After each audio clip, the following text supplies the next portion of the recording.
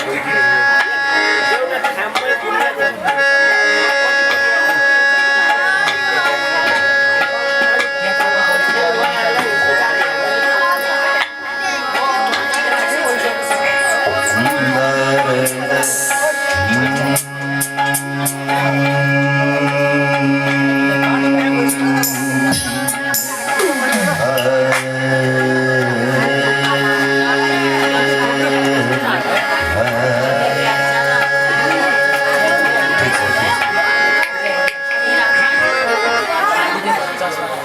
श्री कृष्ण गोविंद हरे मुरारे हे नाथ नारायण वासुदेव श्री कृष्ण गोविंद हरे मुरारे हे नाथ नारायण वासुदेव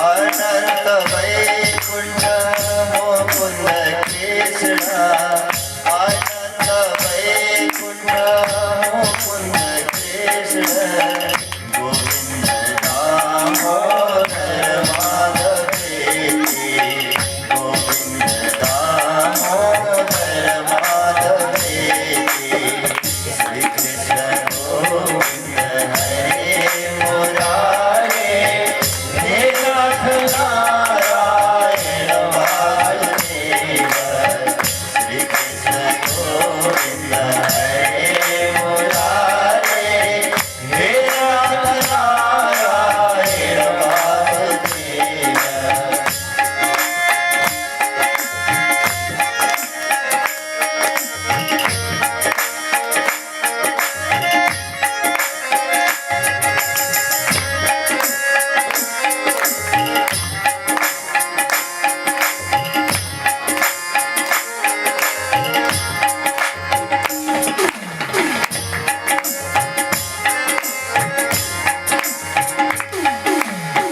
अंत्य समय तिमी हुनु सामो अंत्य समय तिमी हुनु सामो मुसु मुसु हंसते बमसी बजाउनु मुसु मुसु हंसते बमसी बजाउनु श्री कृष्ण गोविंद हरे मुरारे हे नाथ नारायण वासुदेव श्री कृष्ण गोविंद हरे मुरारे हे नाथ नारायण वासुदेव हे लक्ष्मी नारायण वासुदेव हे लक्ष्मी नारायण वासुदेव हे नाथ नारायण वासुदेव हे नाथ नारायण वासुदेव श्री कृष्ण गोविंद हरे मुरारे हे नाथ नारायण वासुदेव श्री कृष्ण गोविंद हरे मुरारे हे नाथ नारायण वासुदेव कृष्णाय वासुदेवाय हरे परमात्मने रामकृष्णाय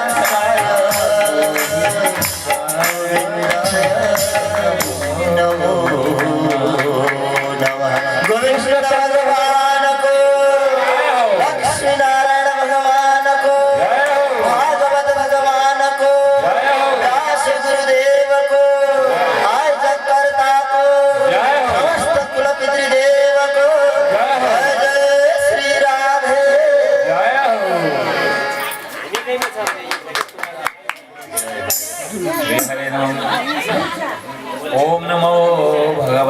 वासुदेवाय बाबा आसन से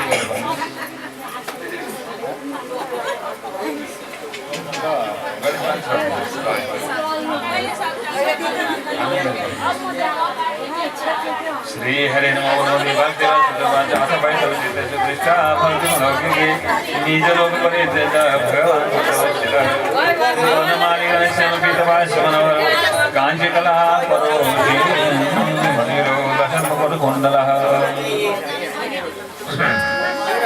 श्रीमंगल युगाचार कौस्तुभे न विराजित कोटि हरिश्चंद्र जलति प्रमाण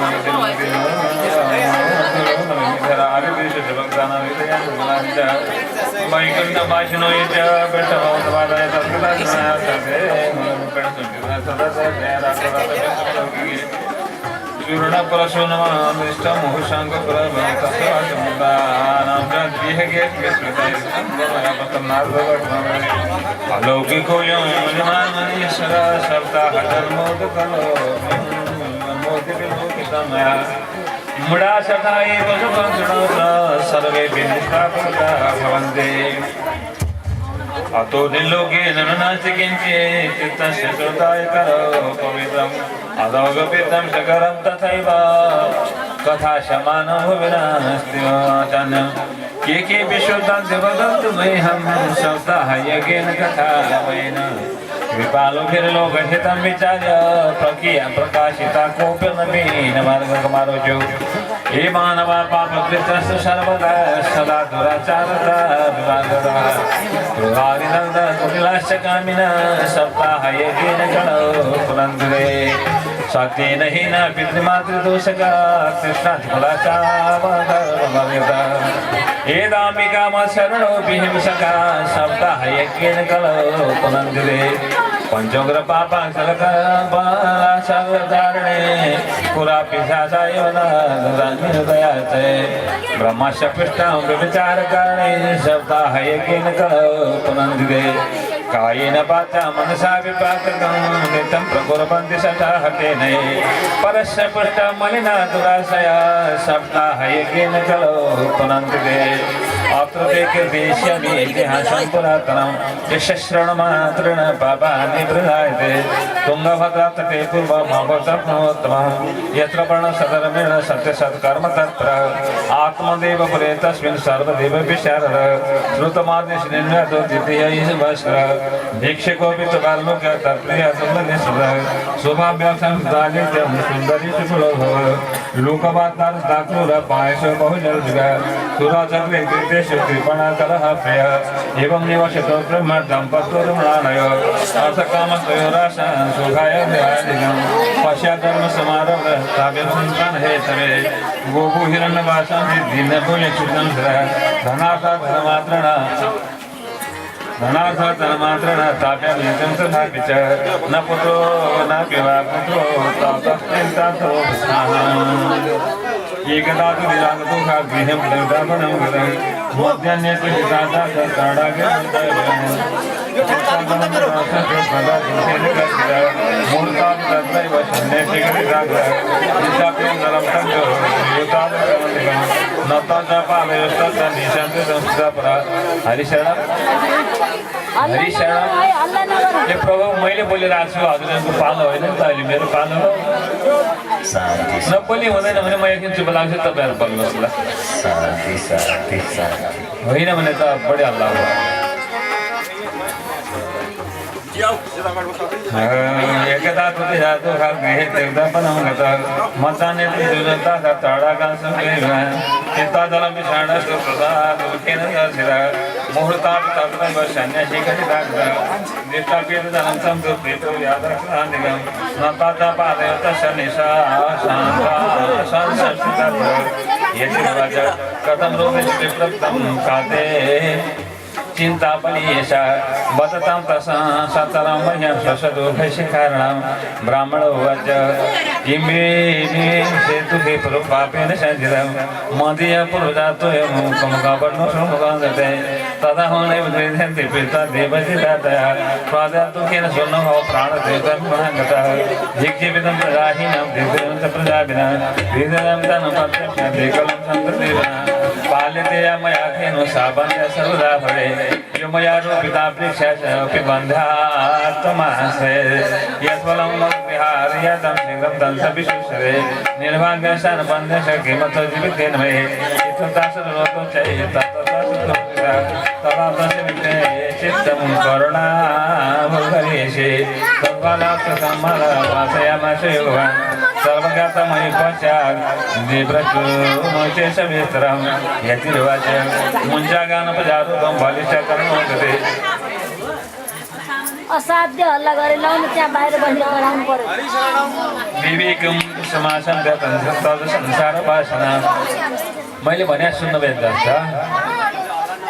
नबोली नहुने भयो भने अलिक पर बोलाएर लगेर उता गफ गरेर आउँ न होइन भने त हामी त एकजनाले गराउँ त धेरैलाई अप्ठ्यारो हुन्छ नि होइन अतो हटेन एउटा सो हेर्थे नाजिराम्याम तसाग्र समालो के फलमेकं तु दत्तवान् इदं भक्ष्य प्रत्यतां तत् पुत्रो भविष्यति सत्यसौच दयातानाम् एकभक्तं तु भोजनं वर्षावधि श्रेयाचार्य तेन पुत्रोऽपि निर्मलः एवमुक्ते योगी विप्रस्तुते मागत पद्यपाणो फलं दत्तः स्वयं यातस्तु पुत्रः करुणैकुटलात्मस्य सगग्रेरुचरुरोधः अहो चिंता ममोत्पन्न फलम चाहम न भक्षे फलभक्षण गर्भस्य गर्भिणा गर्भरितः स्वल्पं औषधि गृहं कार्यं कथं भवेत् दैवगाणि प्रजनिता मे पाल्येत गर्भिणी कथं सुखपन्न विषेद गर्भकुशे कथमोत्सृजेत् चिदा गता गर्भ तदा मे वर्णं प्रसूतितरण दुःख सुकुमारी कथं सहे मंदायां मयि सर्वस्य नंदायां हरे तदा सत्यशौचादिनियम दुराराध्यत सदृश्यते लालने पालने दुःखं प्रसूतास्ति वर्तते बन्धवा विधवा नारी सुखिनी चेति मे मते एवं कुतर्क योगिन तत्फलं नैव भक्षिताम् पत्या पृष्ठफलं भूता भूतं चेति त्वयोरिदम् एकदा भगिनी तस्या तदग्रेसया गतः तदनेकहितं सर्वं चिन्तयेत् महते मे दुर्बलात्तेन दुःखेन हानुजे कर्णपाणिकम् साप्रवीणं गर्भेशे तं दास्यामि प्रसूतितः तावत्काले स गर्भे भूतातिश्च गृहेषु वित्तं पत्यर्यक्ष सते दास्यन्ति बालकम् षण्मासिकं मृतो बालो इति लोकपदेशरे तं बालं पोषयिष्यामि नित्यमागते गृहे फलमब्रूयेथेन फलमर्पयेथेन तं परीक्षातु सा प्रयत्तमः तदा चरितं सर्वतः तथैव शिशुभावत् अथ कालेन सा नारी प्रसूते बालकं तदा अनियोजनको बालो रहस्ये दन्दले ददौ तया जगतं भद्रे प्रसूते दुःखमर्मक लोकशेषिकमुत्पन्नमात्मदेव प्रचोदयात् ददौ दानजिरात्ये विजातकर्म विधायि च गीतवादे घोषस्य भूतामारे मङ्गलं बहु भवतरग्रे प्रवीणवाक्यस्थानं नास्ति दुःखे मम अन्यस्ते निरोधता कथं पुण्यपुष्णानि बालकम् एवमशवर्षप्रसूतास्य मृतबालस्य वर्तते कामकारिगृहे रक्षा सातिर्वपोषयिष्यते पतिना तत्कृतं सर्वपुत्ररक्षणहेतवे पुत्रस्य तुन्दकारी ते नाम मात्र प्रतिष्ठितां दिमाशेन गते चाथ साधेन द्विषेर्वकः सर्वाङ्गसुन्दरं दिव्यं निर्मलं कनकद्वयं दृष्ट्वा प्रसन्न विप्रस्तु संस्काराश्रयमातरे मत्वाश्चर्य जना सर्वे दिदिक्षमागतः भाग्योदयो दिना जाता आत्मदेवस्य पश्र हेन बालप्रसूतस्य देवरूपीत कौतिकं न ज्ञानं तद्रास्य तु केनापि विधियो गतः गोकर्णस्य सुतं दृष्टा गोकर्णनाम चाकरः क्रियत्काले तव जातौ तरुणो तया गोकर्णपण्डितो ज्ञानिधन्दकारी महाखल स्नानशौचक्रियाहीन दुर्भक्ष्य क्रोधसमेत दुष्परिग्रहकर्ता च शवहस्तेन भोजनं चौरसर्पनिर्देशे परवेशं प्रभविका सत्य गोपेन पाते हिंसकसहराजी दीननाथ प्रपीडकः चाण्डालाभिरतो नित्यं पाशहस्तसङ्गतः तेन विषयकुसङ्गेन पित्रा वित्तं च नाचिरम् एकदा पितरं साध्य पात्राणि शयमाहरं तस्विदाग्रणं पूज्यघनहीनरुरोध बन्धत्तं सुनाचेन कुपुत्रोद्भदायक प्रतिष्ठामि रक्ष्यामि को मे दुःखं विपोहयेत् प्राणस्तागामि दुखेन हाकाष्ठमा संस्कृतां तदानीं समाकृत्य गोकर्णज्ञान समेत बोधयामास जनकं वैराग्यपरिदर्शय अशारखलसंसारो दुःखरूपविलोकक श्रुतकशधनं कस्य स्नेहभाजलनिशहं न चेन्द्रस्य सुखं किञ्चिन्न च सुखं चक्रवर्तिनं सुखमस्ति विरक्तसमुनिरेकान्तजीवनं मुञ्चज्ञानप्रदारूपं मोहते नरकैकते निपक्षस्मृते विषयं सर्वदेवतापदं तद्वाक्यसमाकर्ण्य गन्तकामपिता ब्रवीत् किं कर्तव्यमनेता तत्तं वद सुविस्तरम् अन्धकूपे स्नेहपाशबद्ध पङ्गुरहंसरः कर्मणा पतितो नूनं मामुद्वारते निरे गोकर्ण उवाच विवस्तिमा अन्तिहेस्तिमां शरदे विभतां विमते तदर्थं जया सुता च सदा विमता ममता विमञ्ज पश्चादि समजगतिदं षडभङ्गनिष्ठं वैराग्यरागरसको भवभक्तनिष्ठ धर्मवजस शतं तद्लोकधर्मां शिवस्य सात पुरुषं अन्यस्य दोषगुणदय चिन्तनमाशुता सेवा कथारसमहो नितरा पिबत्तम् एवं सुतो दिवसतो विगृहं विहाय यतो वनं स्थितमतिर्गतः यदो हरिहरितं परिसरे आशो श्रीकृष्णमापनियतं दशमस्य पाठाभैरवं दश श्रीमद्भागवत पाद्यपुराणे उत्तरखण्डे श्रीमद्भागवत महात्म्ये विप्रमोक्षनाम चतुर्थो अध्याय हरिशरणं श्रीकृष्ण गोविंद हरे मुरारे हे नाथ नारायण वासुदेव श्रीकृष्ण गोविंद हरे मुरारे हे नाथ नारायण वासुदेव श्रीकृष्ण गोविंद हरे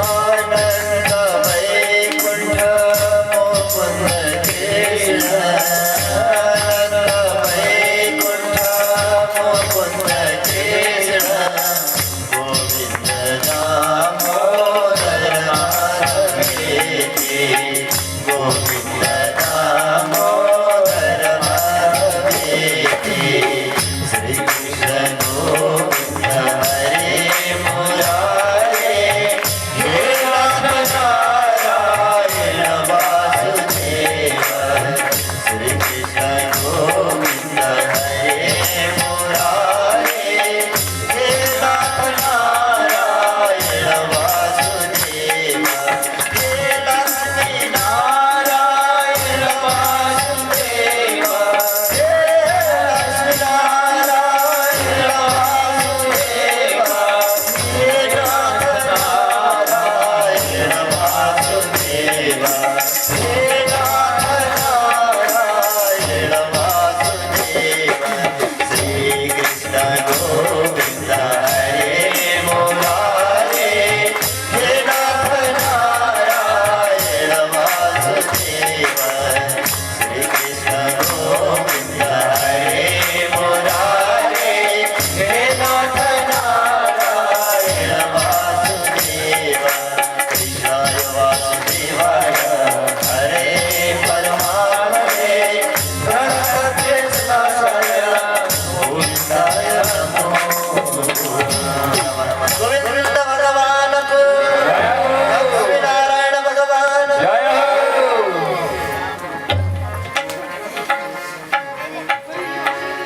श्रद्धेय भक्तहरू हामी चौथो दिनको महात्म्य कार्यक्रम लिएर उपस्थित भएका छौँ। अनंत कोटि ब्रह्मांड नायक परब्रह्म परमेश्वर परमात्मा कृष्णको वाग्मय वृत्ति श्रीमद् भागवत को चौथो दिनको महात्म्य श्रवण गर्नका लागि भगवान कृष्णका प्रति प्रेम श्रद्धा आस्था विश्वास प्रकट गर्दै यहाँ उपस्थित हुनुभएका सम्पूर्ण भक्त महानुभावहरूलाई म हार्दिक स्वागत गर्दै भगवानको गुणानुवाद सच्चरित्र कथाहरू यहाँहरूका सामु प्रस्तुत गर्न गइरहेको छु र म विनम्रताका साथ अनुरोध गर्छु। मैले पहिलो दिन नियममा बताएको थिएँ भगवानको कथा जहाँ हुन्छ त्यहाँ पहिलो नियम भनेको मौन व्रत हो। मौन व्रत बोली यदि मुखबाट बोली फुल्क्यो भने हामी जुन उद्देश्य र लक्ष्य लिएर आएका छौँ वास्तवमा त्यो लक्ष्यमा हामी पुग्न सक्दैनौँ र साँच्चीकै हामी भगवानका गुणानुवाद चरित्र कथा श्रवण गर्न आएका हौँ भने कथा भएको ठाउँमा यदि बोलिन्छ भने त्यो अत्यन्त ठुलो दोष लाग्दछ। त्यसैले मैले विवश भएर भन्नै पर्दछ यहाँहरूको लक्ष्य यहाँहरूको उद्देश्य यहाँहरूको पवित्रतामा कतै आँच नहोस्। हजुरहरूले मैले भने सुन्नुभएको छैन जस्तो छ, अलिकति ध्यान दिनुहोस्। निश्चय नै यहाँहरू भगवानको चाहिँ गुणानुवाद चरित्र कथा श्रवण गर्न आउनु भएको छ, त्यसैले यहाँहरू बोल्नुहुन्न। र सर्वप्रथम म साना भाइ बहिनी नानीहरूलाई सोध्छु, साना भाइ बहिनीहरूलाई भन्छु, साना बाबु नानीहरू नबोली बस्नुहोस् ल। हस् सानो बाबुहरू खोइ हस् ल। अनि ठुला आमा दिदी बा भाउजू दिदी के हुनुहुन्छ सबैजना नबोली बसिदिनु होला है, हुन्छ? हस् ल म सुरु गर्छु है त। ल मैले स्वागत गरिसकेँ। हामीले तेस्रो अध्यायमा सुनेका थियौँ, हिजोको प्रसङ्ग के थियो पूर्वाध्यायमा भने नारदजीले हरिद्वारको आनन्द नाम गरेको तटमा श्रीमद् भागवत सप्ताह लगाउनु भयो। त्यहाँ अनेक ऋषिहरू उपस्थित हुनुहुन्थ्यो, वैष्णवहरू भगवानका भक्तहरू उपस्थित हुनुहुन्थ्यो। अनि सबैलाई नारदजीले यथास्थानमा चाहिँ राख्नुभयो, आसन सबैलाई अर्पण गर्नुभयो। अनि सनकादि कुमारहरूले नारदजीलाई महात्म्य बताएर भागवत आरम्भ गर्नुभयो र भागवत श्रवण गरेर चाहिँ बडो आनन्द लिप्त भएर बस्नुभएको थियो भन्ने कुरा मैले हिजोको प्रसङ्गमा निवेदन गरेको थिएँ। र आज म त्यहीबाट फेरि सुरु गर्न गइरहेको छु। त्यसै कारण आज हाम्रो 4औं अध्याय सुरु हुँदैछ। र सूची भन्नुहुन्छ पितयोर्वर्ते तेन जनित ताडसा विषम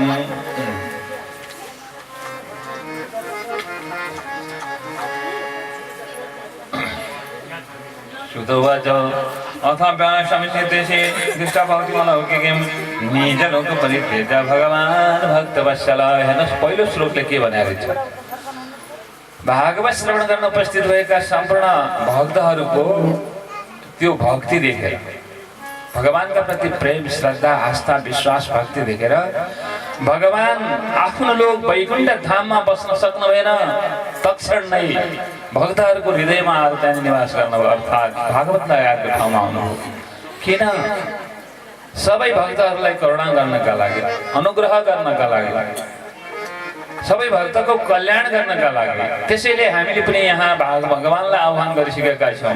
निश्चय नै हाम्रो 3 दिनको कथाले 4 दिनको कथाले भगवान वैकुण्ठ धाममा हाम्रो यो श्रद्धा भक्ति प्रेम त्यहाँ प्रसारित भइसकेको छ। दयाका सागर भगवान नारायणले हाम्रो कुरो थाहा पाइसक्नु भएको छ। हामी प्रति भएको जुन भक्ति हो भगवानले देखिसक्नु भएको छ, त्यसैले भगवान यहाँ आउनु भएको छ। यो विश्वास राख्नुहोस्, जहाँ भागवत हुनुहुन्छ त्यहाँ भगवान हुनुहुन्छ। मैले पहिलो दिन पनि भनेको थिएँ, जहाँ भागवत हुन्छ त्यहाँ भगवान हुनुहुन्छ। भगवानको गुणानुवाद चरित्र कथाहरू श्रवण गर्न आइसकेपछि हामीले भगवानकै प्रति तन्मयता प्रकट गर्नुपर्दछ। अन्यथा हामीले के गर्छौँ थाहा छ? मात्रै जाडो खान्छौँ। जाडो जाडो चिसो चिसोले भोलि उठ्दा कतै खोकी नलागोस् हजुरहरूलाई।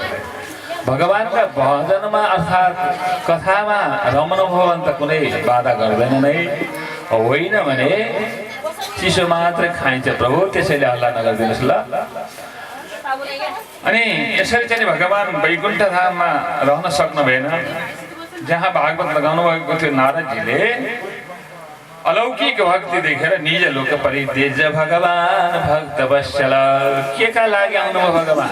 भगवान त भक्तका वत्सल हुनुहुन्छ, भक्तलाई कल्याण गर्ने वाला हुनुहुन्छ, भक्तलाई दया गर्ने वाला हुनुहुन्छ भगवान। त्यसैले हेर्नुहोस्, भगवानले हामीलाई त्यति ठुलो दया गर्दछ, तर भगवानले गरेको दया हामीले जान्न बुझ्न र त्यसलाई ग्रहण गर्न सकिरहेका छैनौँ भन्ने मलाई लाग्छ। यदि म गल्ती छैन भने, होइन भने भगवानको कथा भएको ठाउँमा बोली बन्द गर्नुहोस् भन्दा बोलिरहेको सुनिरहेको मैले। त्यसकारण तर भगवान वनमाली घनश्यामी भगवान कस्तो हुनुहुन्छ? अघि कलले को सानो बाबु नानीले सोध्नु भएको थियो मलाई, गुरुबा हजुरले भगवानलाई देख्नु भएको छ भनेर। मैले भगवानलाई अनुभव गरेको छु। भगवान हुनुहुन्छ, मेरो आधार भनेको शास्त्र नै हो, यही भागवत हो। भागवतले भगवानको स्वरूपलाई कसरी वर्णन गरिएको छ सबैले सुन्नुहोस् है। हामीले भगवानको ध्यान गर्ने कसरी, आँखा चिम्लेर पलेटी कसेपछि ध्यान हुन्छ कि अथवा भगवानको ध्यान गर्ने विधि के हो? त्यसकारण सानो बाबु नानीले सोध्नु भएको थियो कि भगवान देख्नु भएको छ गुरुबा हजुरले भनेर सोधेको थियो। कहिले बडो मिठो लागेको थियो मलाई। र म भगवानको स्वरूप यहाँ वर्णन गर्न गइरहेको छु। कस्तो हुनुहुन्छ त भगवान?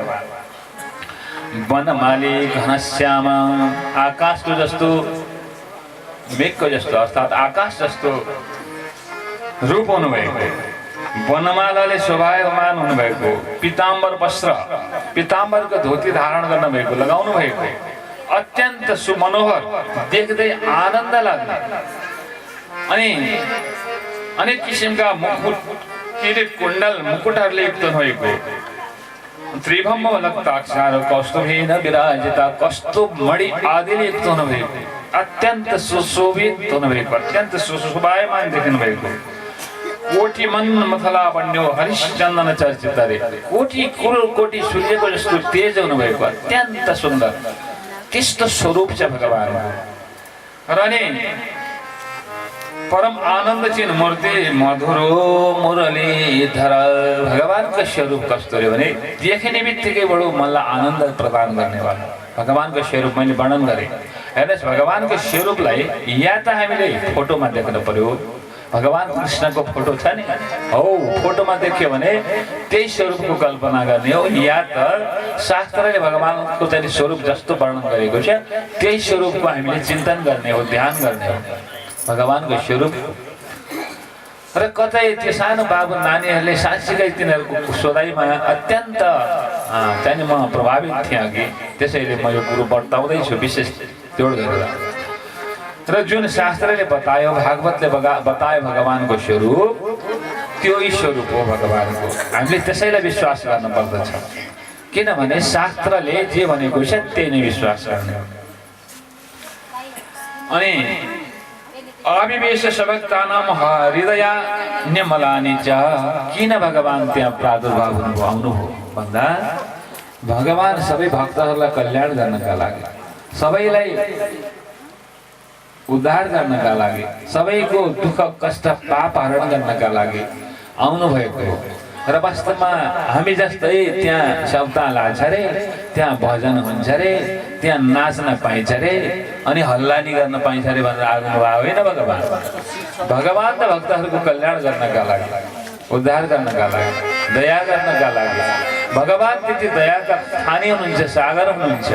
यद्यपि भगवानको त्यो अत्यन्त पवित्रतालाई बुझ्दा बुझ्दै, जान्दा जान्दै, सुन्दा सुन्दै पनि हामीले त्यो भगवानको चाहिँ करुणालाई चाहिँ फेरि कता कता अनादर गरे जस्तो मलाई लाग्छ। त्यसैले म सम्पूर्ण भक्तहरूलाई विनम्रताका साथ निवेदन गर्छु, अघि मैले बताएको स्वरूपको चिन्तन गरौँ। पहिला सकिन्छ ठाउँ छ पद्मासन गरेर बसौँ र भगवानको चाहिँ त्यो स्वरूपको चिन्तन गरौँ। ओम नमो भगवते वासुदेवाय, मैले पहिलो दिन यो मन्त्र दिएको छु र यही मन्त्र जपेर कमसे कम हामीले, मैले पहिलो दिन भनेको छु 7 दिनमा फलान ठाउँमा सप्ताह लाग्थ्यो, त्यस सप्ताहदेखि त मैले आफूलाई परिवर्तन गरिसकेको छु, अर्थात् परिवर्तित पाएको छु भन्ने कुरो अनुभव गर्नुपर्दछ। र भगवानको चाहिँ गुणानुवाद चरित्र कथाहरू यस अर्थमा लगाइन्छ, यस अर्थमा सुनिन्छ, यस अर्थमा भगवानको कथा भएको ठाउँमा गइन्छ। भगवान प्राप्ति गर्न अर्थात् भगवानको स्वरूप जान्नका लागि, भगवानका लीला कर्महरू, भगवानले गर्नुभएका सारा चाहिँ लीलाहरूलाई जान्नका लागि भगवानको चाहिँ मन्दिरमा पुगिन्छ। त्यसैले भगवानको चाहिँ मन्दिरमा गएर भगवानको गुणानुवाद चरित्र कथाहरू भएको ठाउँमा गएर भगवानले गर्नुभएका लीला कर्म कथाहरूका बारेमा हामीले जानकारी लिनुपर्दछ र निश्चय नै आफूले आफूलाई चाहिँ अहोधन्य गर्नुपर्दछ, आफूले आफूलाई सुधार्न पर्दछ, ताकि भोलि फेरि हामीले यो संसारमा यो विषय वासनामा डुब्न नपरोस्, यो संसारमा जनलिन नपरोस् र भगवानको त्यो अत्यन्त पवित्र धाममा पुग्न सकियोस्, अर्थात् भगवानमय बन्न सकियोस्। सक्योस्, भगवान मोक्ष प्राप्ति गर्न सक्योस्। हाम्रो सबै धर्मका प्रमुख लक्ष्य उद्देश्य भने यिनै हुन्।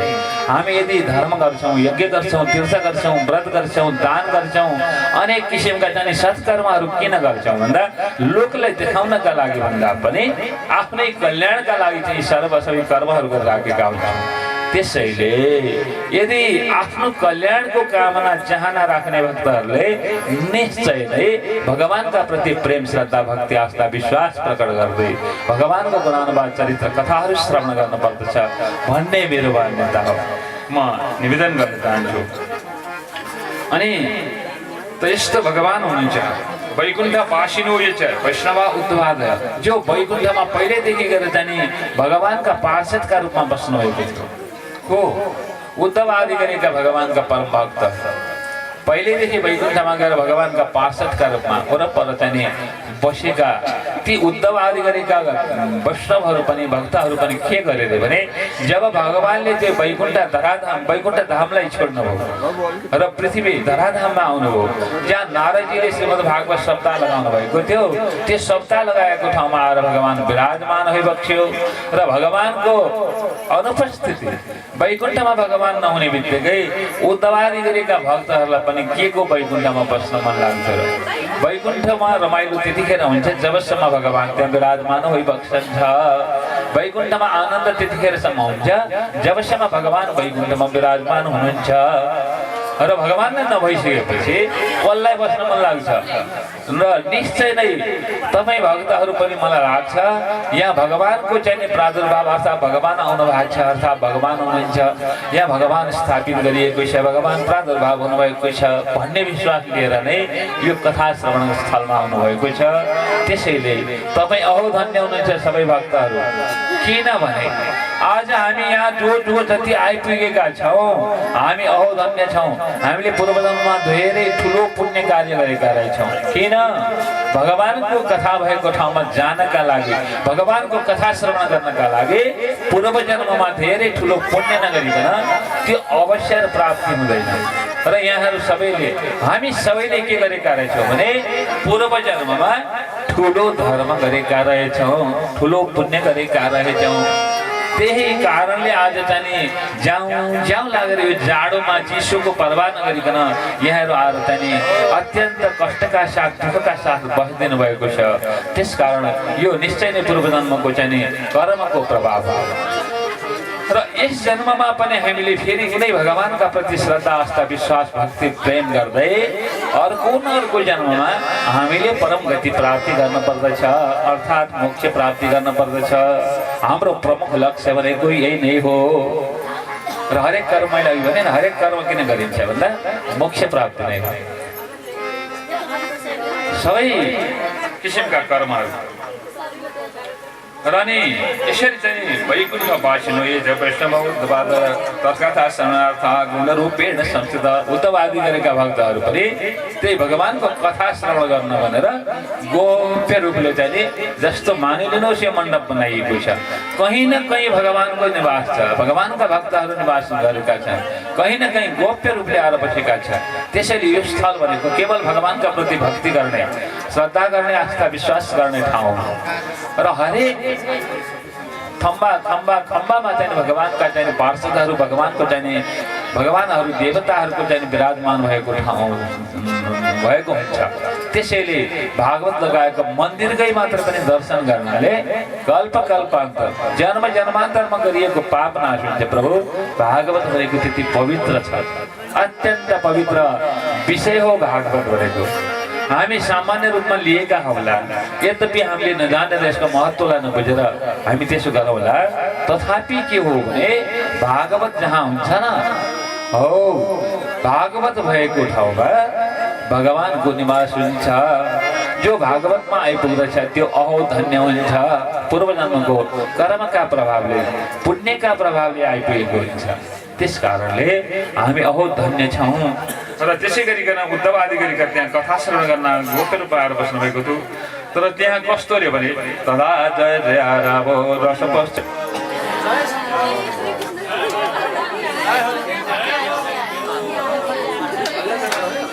धैर्य गरेर बस्दिनु होला है। जसमा धैर्य छ त्यो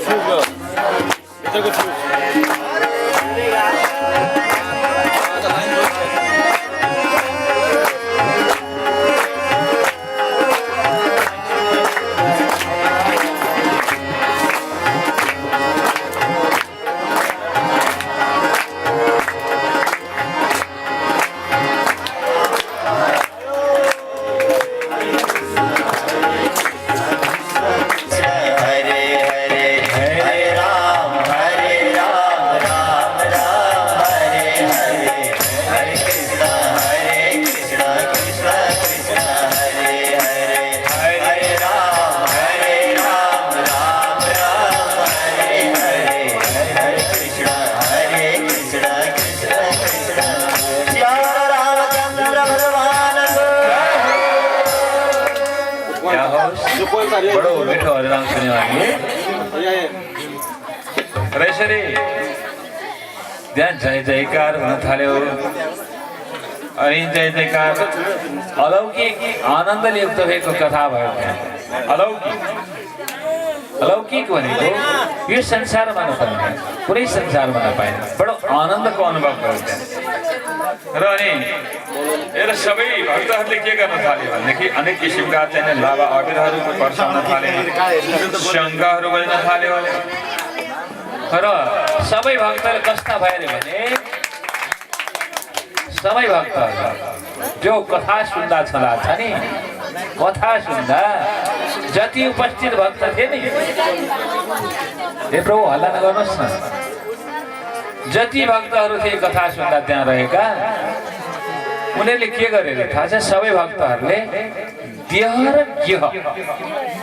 गेह नै बिर्से देह भनेको आफ्नो शरीर म कहाँ छु कसरी बसिया छु भन्ने कुरो पनि बिर्से मेरो घरमा को छन् घर कता फर्किया छ त्यो पनि बिर्से सबै चिज बिर्सिदिए र उनीहरूको मन मस्तिष्क कान हृदय अन्तस्करण सबै ठाउँमा के छ त भने केवल भगवानको कथा भगवानको चरित्रहरू मात्रै छ केवल भगवानको कथा भगवानको चाहिँ अत्यन्त पवित्र कर्महरूका बारेमा सबैले सोचेका छन् विचार गरेका छन् भगवानको त्यो अत्यन्त पवित्र कथाहरू श्रवण गर्दा आफूलाई पनि बिर्से घरलाई परिवारलाई सबैलाई बिर्सेर बडो आनन्दमग्न भइकन भगवानको आँखा चिम्लेर ध्यान गर्न थाले कस्तो स्वरूपको ध्यान अघि मैले बताएँ नि चार हात शङ्ख चक्र गदा पद्म वनमाला विभूषित पीताम्बर वस्त्र धारण गरेको अनि किरीट कुण्डलले युक्त हुनुभएको यस्तो भगवानको स्वरूप आँखा चिम्लेर देखिने स्वरूप भनेको देखिने वस्तु के हो भने भगवानको स्वरूप हो। संसारलाई हेर्दा देखिन्छ भने भगवानलाई आँखा चिम्लेर देखिन्छ। जब आँखा चिम्लेर त्यो स्वरूप देखिन्छ भने त्यही नै हो भगवानको स्वरूप र ध्यानको विधि पनि त्यही नै हो।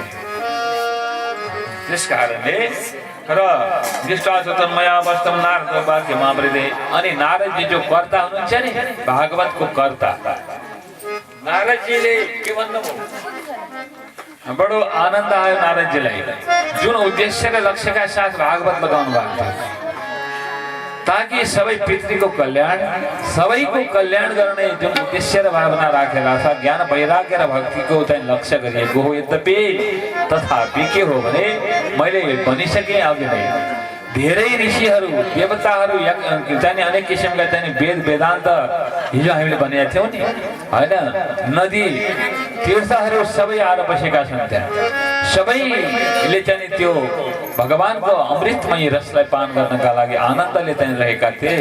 ती सबै चाहिँ के भए त भनेदेखि बडो आनन्दमा प्राप्त भए र यस्तो देखेर नारदजीलाई चाहिँ बडो आश्चर्य लाग्यो बडो आनन्द लाग्यो।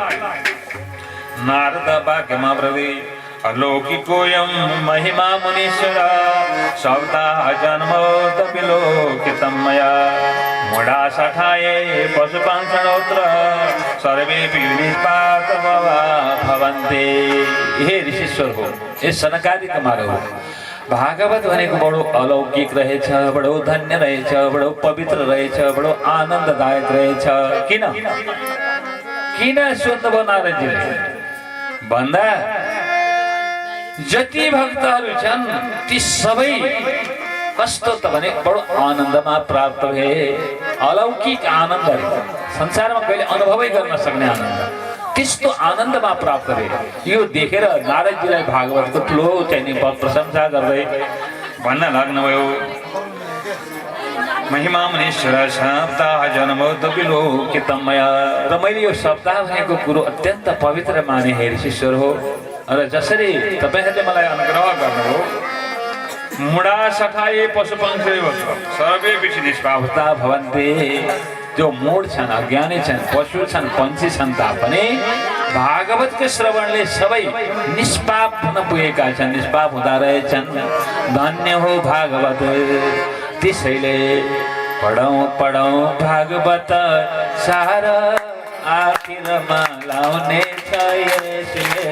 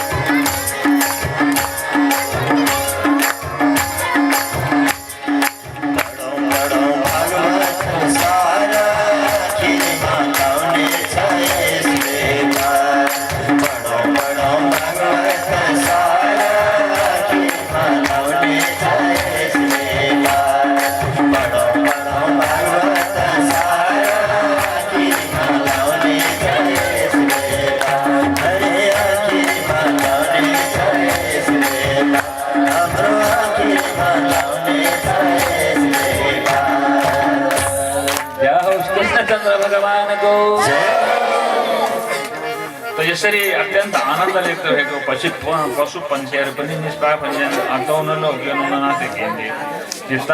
चित्ताशोधाय कलो पवित्र ऋषिश्वर हो।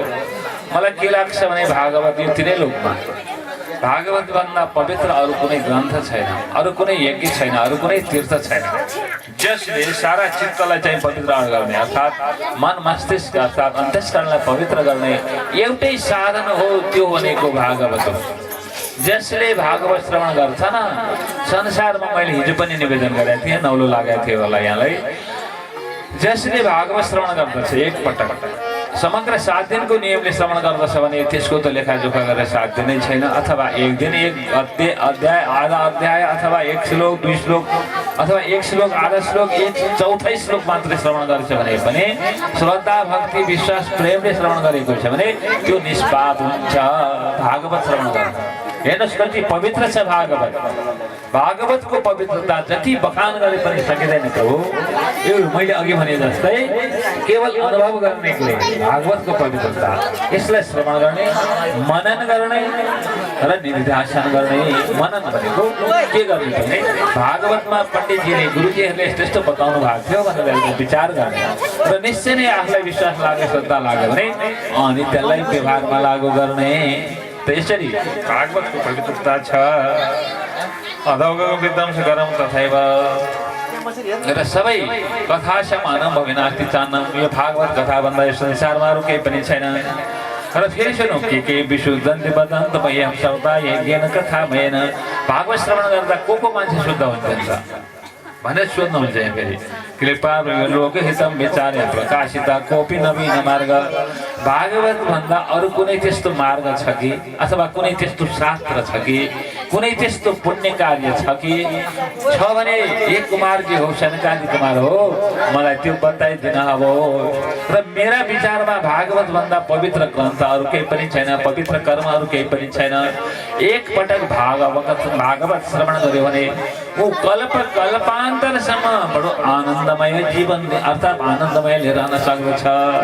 उसलाई कहिले संसारमा जन्म लिनु पर्दैन। हेर्नुहोस् कति पवित्र छ भागवत। त्यस कारण अब कुमार भन्नुहुन्छ एमा अनि कस्तो कस्तो मान्छेले सुन्यो भने त्यो पाप नाश हुन्छ अरे। सुन्नुहोस् है। हे मानवा पाप कृतस्तु सर्वदा सदा दुराचारता विमार्गता क्रोधाग्निदग्धा कुटिलाश्च कामिना सप्ताह यज्ञेन कलौ पुनन्ति ते। हेर्नुहोस् त कति पवित्र छ। भन्नुभयो के त भने ए मानवा पाप कृतस्तु सर्वदा, जो मान्छे सदैव पाप गर्दछ। के हो पाप भने फेरि अब जे पनि हुनसक्छ पाप हैन। अब कसैको चित्त दुखाउनु पाप हो, कसैलाई सारो बोली बोल्नु पाप हो, कसैको चोर्नु पाप हो, ठग्नु पाप हो, झुटो बोल्नु पाप हो हैन। कसैलाई को जाने अथवा यस्तै हो। पाप भनेका धेरै कुराहरू धेरै किसिमबाट पाप गरिन्छ। अथवा जानेर पनि हुन्छ पाप, नजानेर पनि पाप हुन्छ। कतिले नजानिकनै पनि पाप गरेका हुन्छन्। तथापि त्यस्ता पापहरू छन् तापनि अनि दुराचारीहरू छन्, विमार्गमा आफ्नो मार्गलाई छोडेका छन्, क्रोधले युक्त भएका छन्, कुटिल स्वभावका छन्, सांसारिक विषयमा अत्यन्त रक्षण विषयमा लागेका छन् तापनि सप्ताह यज्ञेन कलौ पुनन्ति ते। सप्ताह यज्ञले कलिमा त्यो पवित्र हुन्छन्, पवित्र हुन्छन्। एक पटक मात्र होइन यसले मर्न सिकाउँछ, बाँच्नु मात्र होइन यसले मर्न सिकाउँछ। जरा जन्म रोग व्याधि यसले मेटाउँछ, जरा जन्म रोग व्याधि यसले मेटाउँछ। पढौँ पढौँ भागवत सारा कलिमा लगाउँछ यसले बार। पढौँ पढौँ भागवत सारा कलिमा लगाउँछ यसले बार। पढौँ पढौँ भागवत सारा कलिमा लगाउँछ यसले बार।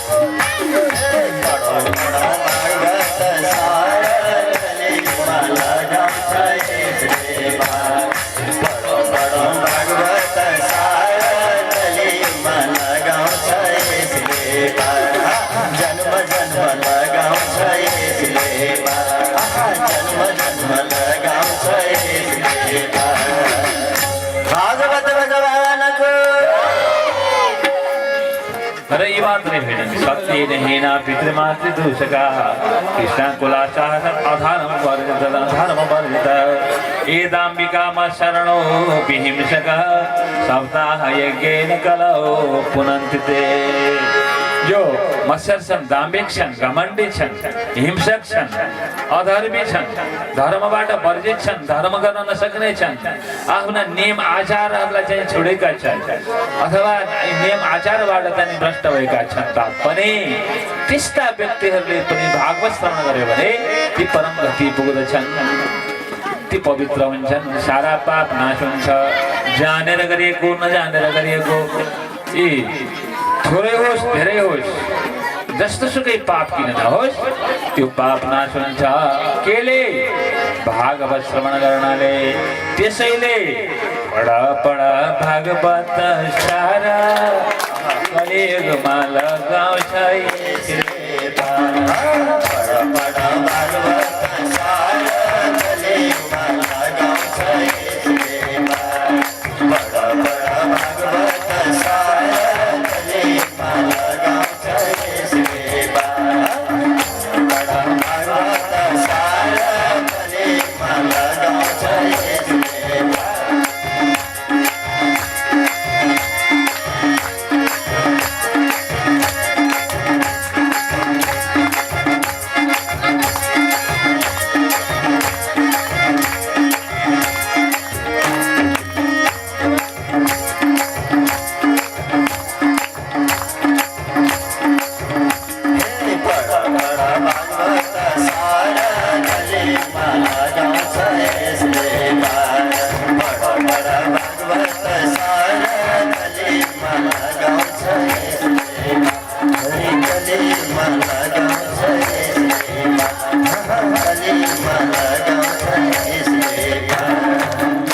भागवत भगवान को एकचोटि फेरि बोलाउँ त शब्द त्यति आएन भक्तहरूबाट। सबैले नभन्नु भयो क्या, गुरुबाट आज्ञा भयो सुन्नेन फेरि भन्नु पर्यो भन्नुभयो नि त। मैले मात्र नसुने कि हजुरहरूले नसुने बिर्सिहाल्यो जाडो कान छोप्नु भएको छ अनि जय भने नि सुनिँदैन, यसरी हात उगाएर बस्नु भएको छ। जय कृष्ण कन्हैया लालको भागवत भगवानको सद्गुरु भगवानको सम्पूर्ण भक्त परिवारको जय हो। परिवारको भन्दा चाहिँ अलिक ठुलो आउँदैछ। सबै भक्तहरूको जय हो। जय हो। र यसरी भन्नुहुन्छ हे नारदजी, यति मात्रै होइनन् जो क्रूर स्वभाव भएका छन्, जो पिशाच योनिमा पाप प्राप्त भएका छन्, जो निर्दयी छन्, जो ब्रह्मचर्य पुष्टि भएका छन्, जो विवेकचारी छ, जसमा विचार छैन, जसमा विवेक छैन, अनि त्यस्तै त्यस्ता व्यक्तिहरूले पनि यदि भागवत श्रवण गर्छ भने ती कलिमा पवित्र हुन्छन्। र भगवानको अत्यन्त ठुलो महिमा बताइएको छ भागवत भगवानको कलिमा। र यस्तो निर्दयी छ तापनि भागवत श्रवणले सबै चाहिँ पवित्र हुन्छन्। र फेरि भन्नुहुन्छ नारदजीलाई सनकादि कुमारहरूले कायेन वाचा मनसा विपातकं नित्यं प्रकुर्वन्ति सखाः तेनये परस्य पृष्ठा मलिना दुराशय सप्ताह यज्ञेन कलौ पुनन्ति ते। कायेन वाचा, काय शरीरले, वचनले, कायेन वाचा मनसेन्द्रिय भनेर हुन्छ। मनले, इन्द्रियले जानेर नजानेर गरिएको पाप सबै नाश हुन्छ। मनले कल्पना गरिएको कहिलेकाहीँ खराब कुरो कल्पना गर्न पुग्छ क्या, मन न हो, मन त दौडिदिन्छ। खराब कुरो कल्पना गर्न पुग्छ जुन सोच्न पनि हुँदैन अर्थात् कल्पनै गर्न हुँदैन, त्यस्तो कुरो पनि मनले चाहिँ विचार गर्न पुग्छ। त्यस्तो छ तापनि, जानी नजानी गरिएको छ तापनि भागवत श्रवणले त्यो सबै पाप नाश हुन्छ। हेर्नुहोस् अब कति पवित्र हो भागवत। यति बखान गरे पनि भागवतको पवित्रता चाहिँ को बखान गर्न सकिँदैन। त्यसैले भागवत अत्यन्त पवित्र छ। म एउटा कुरो सोधौँ है सबै भक्तहरूलाई, हामी कथा बिनाको भजनमा रमाउँछौँ हो? यहाँहरूले खोज्नु भएको छ जस्तो छ। कथा बिनाको भजनमा रमाउने हो भने म यहाँहरूको इच्छा अनुसार नै गर्छु। होइन होइन कथा नै भन्नुपर्छ हो है ल, मैले अनुमोदन गर्न खोजेँ। अहिले हल्ला भएको भएर के चाहिँ खोज्नु भएको छ भक्तहरूले भनेर भक्तहरूको इच्छा अनुसार नै गर्नुपर्छ। जबरजस्ती होस प्रसादको कविता जस्तो सुनाइरहनु हुँदैन नि। कथा भने पछि पशुपति गाडी सुन्न पाइन्छ, भजन कथा त पाइँदैन तपाईँको। जे होस् होइन, भजन र कथामा उत्तिकै महत्त्व छ। तथापि कथाले मैले हिजो पहिलो दिन सायद भनेको थिएँ, ज्ञान प्राप्त गर्न पर्दछ। ज्ञान प्राप्त गर्नका लागि भगवानको कथाले ज्ञान पनि प्राप्त हुन्छ, भक्ति पनि प्राप्ति हुन्छ, वैराग्य पनि प्राप्ति हुन्छ, मोक्ष पनि प्राप्ति हुन्छ। थपिएर ज्ञान वैराग्य र मोक्षको यो महात्म्य बताइरहेछ। थप के आउँछ भने वैराग्य के मोक्ष पनि प्राप्ति हुन्छ। त्यसैले भगवानको कथा पवित्र छ। ठिकै छ, नाचौँला, भोलि पनि छ, पर्सि नि छ। 1 घन्टा बढी बसाउँला केही छैन, भोलि 1 घन्टा ढिला उठाउँला केही भएको छैन होइन। त्यस कारणले मैले समय लिएको हुँ यहाँहरूसँग। अनि भन्नुहुन्छ त्यो कायेन वाचा मन वचन कर्मले परस्त पुष्ट मलिना दुराशय सौता हे ज्ञान कला उपनन्थिते। र यो श्रीमद् भागवत श्रवण गर्नाले सबै कलिमा चाहिँ सबै पापहरू नाश हुन्छ, सबै पवित्र हुन्छन्, कुनै पाप राशिहरू रहँदैन बाँकी।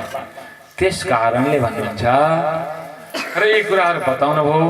र अनि फेरि कुमारजीले भन्नुहुन्छ, नारदजी यसै विषयमा एउटा इतिहास छ, तपाईँहरूलाई म त्यो इतिहास सुनाउँछु। इतिहास चाहिँ सुन्नु होला है। अब रमाइलो प्रसङ्ग छ, म अलि भावुक भएँ यहाँ यतिखेर। अलि रमाइलो प्रसङ्ग छ, म त्यसलाई अलिकति संक्षेपमा पनि निवेदन गर्न गइरहेको छु।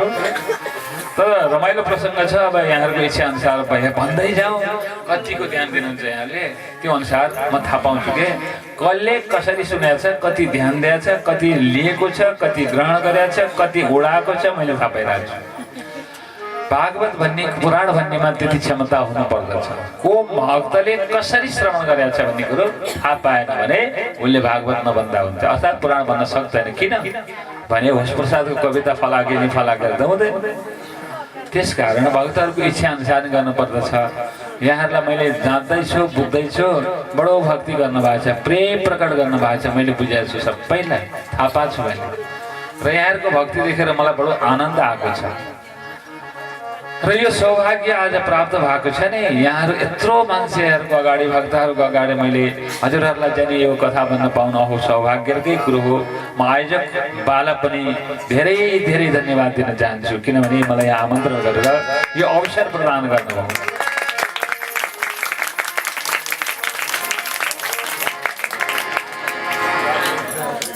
अब म एउटा इतिहास बताउँदैछु। अघि कुनै तुङ्गभद्रा नाम गरेको नदी थियो, त्यो नदीको तटमा एकजना आत्मदेव नाम गरेका ब्राह्मण बस्नुहुन्थ्यो।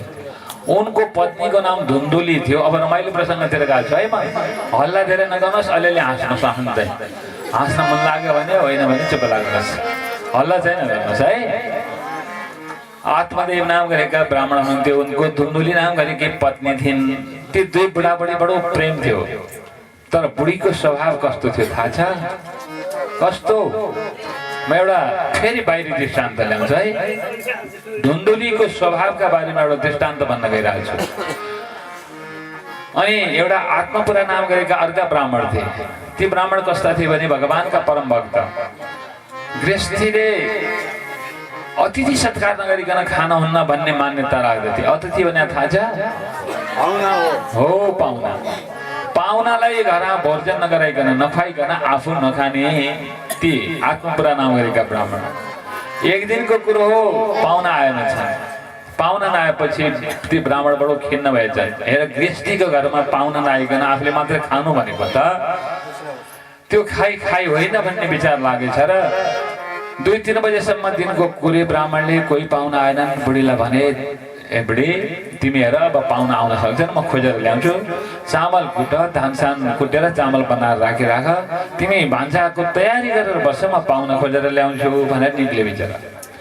निक्लेका थिए र दिनभरि अब त्यहाँ 2-3 बजीतिर निक्लेका खोजे बाटातिर कता के गरे जहाँ पाहुना आउने सम्भावना थियो त्यहाँ गएर खोजे कहीँ भेट्टाएन बिचरा साँझ डुब्न लाग्यो घाम डुब्न लाग्यो साँझ पर्न लाग्यो बडो निराश भएर पाइनँ मैले आज पाहुना भनेर फर्के घरमा आएर बुढीलाई आउने बित्तिकै सोधे होइन कोही आएनन् म गएपछि भन्दा आउन त आएका थिए हजुर अनि को कसरी कतिजना आएको थिए 2 जना आएका थिए म धान कोड्दै थिएँ अनि सरासर आएर चाहिँ अनि 2 जना पाहुना आए उता ब्राह्मण जानुभयो उता चाहिँ ब्राह्मणी भएको ठाउँमा 2टा पाहुना आए पाहुना आएर भने के बजाइ हामीलाई बास दिनुहुन्छ कि भनेर सोधे अनि बजाइले के भनिन् भने जब ती पाहुनाहरूले चाहिँ हामीलाई बास दिनुहुन्छ भनेर सोद्धाखेरि ती ब्राह्मणी थुरु रुन थालिन् धान कुटिराखेकी छिन् हातमा हाते लुसी लिएर ओखलमा धान कुटिराखेको धुरो रुन थालिन् ती ब्राह्मणी अनि ती पाहुनाहरूले सोधे होइन ब्राह्मणी बजाइ हजुर किन रुनु भएको कतै हामी पाहुना लाग्न आएर हजुरलाई कष्ट भएको हो कि दुःख भएको हो कि कुनै अप्ठ्यारो छ कि घरमा भन्नुहोस् हामी फर्कन्छौँ भन्दा होइन आज तपाईहरू कहाँबाट आउनु भएको छ बडो थाक्नु भएको छ बडो चाहिँ निनाउरो अनुहार छ भोक लागेको छ जस्तो मलाई लाग्दछ तर हाम्रा घरका मान्छे लोग्ने मान्छे कस्ता छन् त भने पाहुना खोजी ल्याउँछन् हो मुखले ठिक्क पार्छन् हजुर आउनुहोस् बसिसियोस् खाइसियोस् अनेक किसिमका 84 व्यञ्जन अथवा धेरै घरमा भए जतिका व्यञ्जनहरू पनि तयार गर्छन् स्वागत सत्कार गर्छन् जब खाना साना खाएर सुत्यो अनि त्यहाँबाट यो लुसीले यही लुसी धान चोड कोड्दै थिइन् यो लुसीले हानेर टाउको फुटाएर कतिको टाउको फुटाएर यहाँ फर्केका छन् त्यसो भए हुनाले तपाईहरू त्यो बडो थाकेर आउनु भएको छ मलाई तपाईहरूको त्यो रूप देखेर अर्थात् तपाईहरूको चाहिँ यो कष्ट देखेर मलाई बडो दुःख लाग्यो त्यही भएर रोको भनेर भनिन् पाहुनाहरूले ए बजाइ त्यसो हो भने त किन लुसी खान बस्नु भनेर हिँड्दै तिनीहरू फर्केर गए अनि एकैछिनपछि ब्राह्मण आइपुगे सोधे होइन कोही आएन किन नआउनु आएका थिए नि हजुर जाने बित्तिकै अनि किन नराखेका थिए तिमीले आउने बित्तिकै के गरे बस्नुहोस् आहा आउनुहोस् भनेर चाहिँ भनेको त हामीलाई त्यो लुसी दिने हो भने बस्छौँ होइन भने बस्दैनौँ भने अनि लुसी त कसरी दिनु भोलिदेखि पाहुना आउँछन् धान कुटेर खुवाउनु पर्छ यो लुसी त दिन्न भनेको त्यसो भए बस्दिन भनेर हिँडे धिक्कार तिमीले नकाम गरेछौ हेर अतिथिहरूले माग्यो भने कत्रो धन सम्पत्ति दौलत त दिनुपर्छ भने एउटा सामान्य लुसी मागे त के हो भोलि किनेर ल्याउँथे म व्यवस्था गर्थेँ दिनुपर्छ तिमीले कहाँ पुगे भन्दा भर्खरै निक्लेका हुन् त्यतै कता पुगे ल्याउ लुसी ल्याउ भनेर हत्तपत्त लुसी लिएर अनि बोलाउँदै ए सज्जन हो लाउनुहोस् लुसी भनेर हातमा लुसी ठड्याएका यसो ती पाहुनाहरूले फर्केर हेर्छन् त ल मार्न आयो लुसीले खेतमा उनीहरू अघि दौडिने ती ब्राह्मण पनि पछि लुसी लिनुहोस् भनेर दौड्यो यसरी भागे र ती ब्राह्मण आफ्नो पुरा नाम गरे ब्राह्मण त्यस दिनमा अतिथि सत्कार गर्न सकेनन् बडो दुखी भए गृहस्थीको घरमा अतिथि आएनन् भने के खायो त्यस कारणले म आज खाना खान्न ब्राह्मण त्यसै भएकै सुत्यो हेर्नुहोस् ती धुन्धुली भनेकी आत्मदेवकी पत्नी पनि त्यस्तै स्वभावकी थिइन् पतिका साथ एउटा कुरो वरपर छरछिमेकका साथ अर्को कुरो आफ्ना साथीभाइका साथ अर्को कुरो माइतीको अर्कै कुरो सबैलाई ठिक्क पार्ने बुढोलाई नि ठिक्क गाउँलेलाई नि ठिक्क ओरालाई नि ठिक्क परालाई नि ठिक्क त्यस्तो स्वभाव भएकी थिए आत्मदेवकी धुन्धुली नाम गरेकी थिइन् र तिनीहरूमा प्रेम त थियो नै ब्राह्मण सज्जन थिए प्रेम थियो श्रद्धा थियो सम्पत्ति थियो त्यस्तो तथापि सन्तान भएनन् धेरै प्रयत्न गरे यज्ञ गरे दान गरे व्रत गरे अनेक उपाय गरे सन्तान भएनन् किनभने पूर्व जन्ममा राखेका थिएन पूर्व जन्ममा नभएपछि कहाँ पाइन्छ मैले अघि भने नि हामीले पनि पूर्व जन्ममा नराखेको यो भागवत श्रवण गर्ने अवसर प्राप्त हुन्थ्यो हामीलाई हुँदैन थियो हामीले राखेका थियौँ आज यो भागवत श्रवण गर्ने अवसर प्राप्त गरेका छौँ र हामीले सबै सुविधाहरूलाई प्राप्त गर्न सकेका छौँ पूर्व जन्ममा राखेकै भएर पहिलो कुरो 84 लाख योनि अर्थात् जीवन मध्ये मनुष्य जन्म पाउनु हो भाग्यको कुरो हो पूर्व जन्ममा राखेर पाएको कुरो त्यस कारणले अनि सन्तान नभए छँदा ती ब्राह्मणलाई बडो खिन्न लाग्यो। अब यो सन्तान पनि आएको घर बडो निरस हुँदो रहेछ भन्ने विचार गरेर भएन अब जङ्गलतिर गएर दियालाई छोडिदिन्छ भनेर ब्राह्मण घरबाट निक्ले। जङ्गलमा जान्छु र दियालाई छोडिदिन्छु भनेर निक्ले। उता धुन्दुले अब बाहुन जसकै गए जाउनु बस्यो भनेर धुन्दुले आफ्नो धुनमा बसिन्। ब्राह्मण निक्लेका जाँदै थिए।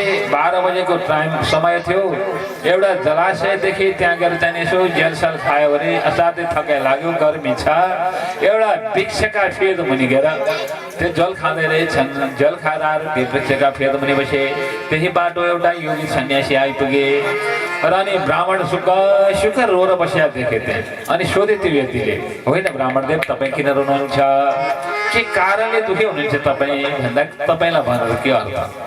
यदि तपाईँलाई भनिसकेपछि मेरो दुःख नाश गर्ने कुनै उपाय गर्नुहुन्छ भने म बताउँछु, अन्यथा म बताउँदिनँ भन्दा के भयो भन्नुहोस्, मैले सक्छु भने तपाईँको उद्धार कल्याण गर्दछु भन्दा मैले मेरो सबै कुरो पूर्ण छ, सन्तान छैनन्, सन्तान नभएको कारणले बडो दुखी छु। त्यसैले जङ्गलमा गएर दियालाई छोडौँ भनेको अर्थात् मर्न भनेर म जङ्गलतर्फ जान लागेको भन्दा हे ब्राह्मण त्यस्तो नि विचार लिनु। सन्तान भएन नि त के हो, कसका छोराले कसका बाबाआमालाई बोकेर हिँडाएको र सन्तानबाट खुसी हुन्छ। यद्यपि अब चाहिँदो रहेछ संसारमा। अनि ब्राह्मणले भने के भने तपाईँको धेरै विवेकको आवश्यक छैन, मलाई धेरै अर्थ उपदेश दिनुभन्दा सक्नुहुन्छ भने मलाई सन्तान हुने उपाय बताइदिनुहोस् भनेर भने। होइन ब्राह्मण सन्तानले सुख हुँदैन, इच्छा नगर्नुहोस्। हेर्नुहोस् सन्तान भएर सुख हुन्छ भनेर एक कल्पना गर्नुभयो, त्यो मनोदशा मात्र हो, मनको कल्पना मात्र हो। वास्तवमा सुख हुँदैन। न सन्तान भएर हुन्छ, न धन भएर हुन्छ, न परिवार भएर हुन्छ, न इष्टमित्र भएर हुन्छ, न स्वजनहरू भएर हुन्छ। कोही भएर पनि सुख र आनन्द हुँदैन। त्यो सुख र आनन्दको अनुभूत र अनुभव गर्ने त स्वयं आफैले हो। आफ्नो अन्तस्करणमा आफूले चाहिँ अनुभव गर्ने कुरो हो। त्यस कारणले सुख हुन्छ भन्नु के हो त भने केवल यो मनोदशा मात्र हो, मनको कल्पना मात्र हो, सुख छैन। किन? सबैको देखिया छ त, कसले के गरेछ हैन? त्यस कारण धेरै सम्झाउनु भयो ती यतिले, योगीले सम्झाउनु भयो तर ब्राह्मणलाई मानेनन्। अनि होइन अब तपाईँ साँच्चीकै चाहिँ सामान्य पुरुष हुनुहुन्न, तपाईँ नै यति नै हो भने सक्नुहुन्छ। त्यस कारण किनभन्दा भनेदेखि म तपाईँका अगाडि म चाहिँ मरिदिन्छु, दिए छोडिदिन्छु भनेर मर्न तयार भयो ब्राह्मण। अनि हत्तारपत्त योगीले रोके, हे योगीजन, ए ब्राह्मणदेव तपाईँ नमर्ना होस्, ल ठिकै छ, तपाईँलाई सन्तानको इच्छा रहेछ, सन्तान हुने उपाय चाहिँ बताइदिन्छु भनेर यसो झोलामा हेरेको एउटा कन्दमूल जङ्गलको अर्थात् फल रहेछ। कन्दमूल के जङ्गलमा पाइने फल भन्छौँ नि हामी, फल रहेछ। त्यही फल चाहिँ आफ्नो झोलाबाट झिकेर दिए, ल तिम्रो पत्नीलाई यो फल खान दिनु अनि तिम्रो अत्यन्त सुन्दर राम्रो छोरो हुन्छ। तथापि यसको नियममा बस्नु पर्दछ, नियमलाई पालना गर्नुपर्छ। 1 वर्षसम्म झुटो कुरो गर्न हुँदैन। अब धुन्दुलीलाई त्यो कुरो भनेर होला त, झुटो कुरो गर्न हुँदैन, पहिलो नियम हेर्नुहोस् त। अनि अब धेरै नियमहरू बताइदिनु पर्छ त्यहाँ भने ब्राह्मण त्यो फल लिए घरमा गए, आफ्नो पत्नी धुन्दुलीलाई दिए, ल हेर त मलाई कुनै योगीले एउटा फल दिएका छन्, यो फल खायो भने हाम्रो सन्तान हुन्छ रे, तिमी यो फल खाऊ है भनेर बुढीलाई दिए। हस् हजुरले कहाँबाट दुःख गरेर ल्याउनु भएको, किन खान्न, म खाइहाल्छु नि, मलाई त कम चिन्ता छ सन्तान नभएकोमा भनिन्। अनि ब्राह्मण आफ्नो कामतर्फ लागिसकेपछि धुन्दुली के गर्न थाले, ब्राह्मणले दिएको त्यो फल हातमा लिए। ओ पल्ला घरका बहिनी भेटाँगेर, हेर बहिनी मलाई कत्रो दुःख आज, के भयो दिदी, पर घरका त त्यही त हो नि, मुख मिलाउन त मिलाउँछन् नि, गफ गर्छन्, अलिकति पर गएछ ठिक्क बच्चालाई भन्छ होइन। अनि हेर बहिनी मलाई यस्तो भयो, मेरो बुढाले कहाँबाट एउटा फल लिएर दिएका छन्, यो फल खायो भने मेरो गर्व रहन्छ रे। अनि गर्व रहन्छ, ल ठिकै छ, गर्व रह्यो, गर्व रहेपछि उदर वृद्धि हुन्छ, अल्प आहार गर्नु पर्दछ। उदर वृद्धि भनेको पेट बढ्दछ। पेट बढिसकेपछि जब पेटमा बालक आउँछ धेरै खान सक्दैन, अनि अल्प आहार गर्नु पर्दछ। सबै कुरो ठिकै हो। 10 महिनासम्म त्यो गर्भमा बालकलाई लिने कसरी हो, धारण गर्ने कसरी हो, अनि सबै साउला। अब त्यस्तै बेलामा गाउँमा कुनै आग लागि भयो अथवा भैँचालो आयो अथवा के भयो भने सबै दौडादौड गर्छन्। म उदर वृद्धि भएपछि दौडिन नि सक्दिन, मेरो त मृत्यु हुन्छ त्यहाँ, के गर्नु मैले? सबै बाँच्छन्, म खत्तम हुन्छु। र अनि सबै कुरो सुहाउला, त्यो पनि नहोला। त्यो प्रसव समयमा जुन पीडा हो वेदना हो त्यो कसरी सहने मैले, अथवा त्यो पनि सहला, प्रसव वेदनालाई नि सहला। त्यो नि बच्चा जन्मिसकेपछि त्यसको चाहिँ फोरहरू अथवा त्यसलाई हुर्काउनु, बढाउनु, स्तनपान गराउनु कम गाह्रो छैन नि बच्चा हुर्काउनु। र म आनन्दले चाहिँ खाएर चाहिँ चार घर डुलेर सबै दिदीबहिनीसँग चार कुरा गरेर हिँडिरहेको थिएँ, आनन्द थियो। मलाई कत्रो भोरमा हत्या आइलाग्यो, हेर बहिनी म के गर्ने होला, के बुद्धिका बुढा, मैले यस्तो सुकुमारी छु, मैले कसरी सहन गर्ने हो त्यो कुरो भनेर सबैतिर भन्न थाले। रुँदै रुँदै कहिले ओल्ला घर दिदी, पहिले पल्ला घर बहिनी, अनि ओल्ला घरका दिदीले नि हेर बिचारा हो त नि लगाइदिन्छन् फेरि, त्यही त पल्ला घरका बहिनी त्यही हो फेरि, होइन? अनि अलि पर गएपछि ठिक्क भयो तँलाई भनिदिइहाल्छन्, गर्नु के र, मुख मात्रै हो सबैको। अनि एक दिन साँच्चीकै उनकी धुन्दुलीकी बहिनी आइसन् दिदीको घरमा। बहिनी अलि दुखी रहेछन् बिचरा, 5-6वटा सन्तान रहेछ। अनि दिदी बिना साह्रै धनी, कहिले चाहिँ आउँथिन् आशा गरेर, नभन्दै त्यसखेर बखतमा पनि आशा गरेर आएकी रहेछन्। आउने बित्तिकै बहिनीलाई अँगालो हालेर भने नि के त भने, हे बहिनी कहाँ गएर दुःख पिसाउँ भनेको बेलामा तिमी आइपुग्यौ, ल बस आऊ भनेर थपक्क दिदी बहिनी दुईतिर बसे मुख जोडेर। अनि के भयो दिदी, अनि सुक्क सुक्क रुँदै भने नि हेर बहिनी, आज तिम्रा भिनाजुले काँडा एउटा फल लिएर दिएका छन्, यो फल खायो भने मेरो घरबाट हान्छ अरे, यस्तो यस्तो यस्तो यस्तो सबै अघि भने जस्तै सबै बहिनीलाई नि भनिन्। अनि दिदी बहिनी सल्लाह गरे, दिदी त्यसो हो, ल ठिक छ, त्यस्तो कुरामा नै रुनुपर्छ, म बहिनी छैन, म अहिले गर्भवती छु, करिब मेरो 2 महिना भएको छ, अनि मेरो सन्तान धेरै छ, यसपटक म छोरो नै पाउँछु, मलाई त्यो विश्वास छ। त्यसकारण तपाईँलाई चाहिएको सन्तान, मलाई चाहिएको सम्पत्ति, तपाईँसँग सम्पत्ति छ, मलाई केही सम्पत्ति दिनुहोस्, अथवा तपाईँको ज्वाइँलाई केही सम्पत्ति दिनुहोस्। म जब प्रसुति हुन्छु अर्थात् सुत्केरी हुन्छु, छोरो पाउँछु, त्यो सालनाल सहित तपाईँको ज्वाइँलाई चाहिँ पठाइदिन्छु, ज्वाइँको हातमा राखेर। अनि तपाईँ चाहिँ के गर्नुहोस् त भने आजका दिनदेखि गर्भवती भएको अभिनय गरेर बस्नुहोस् भने। अब गर्भवती भएको अभिनय कसरी गर्ने हो सिकाइदिनु बहिनीले।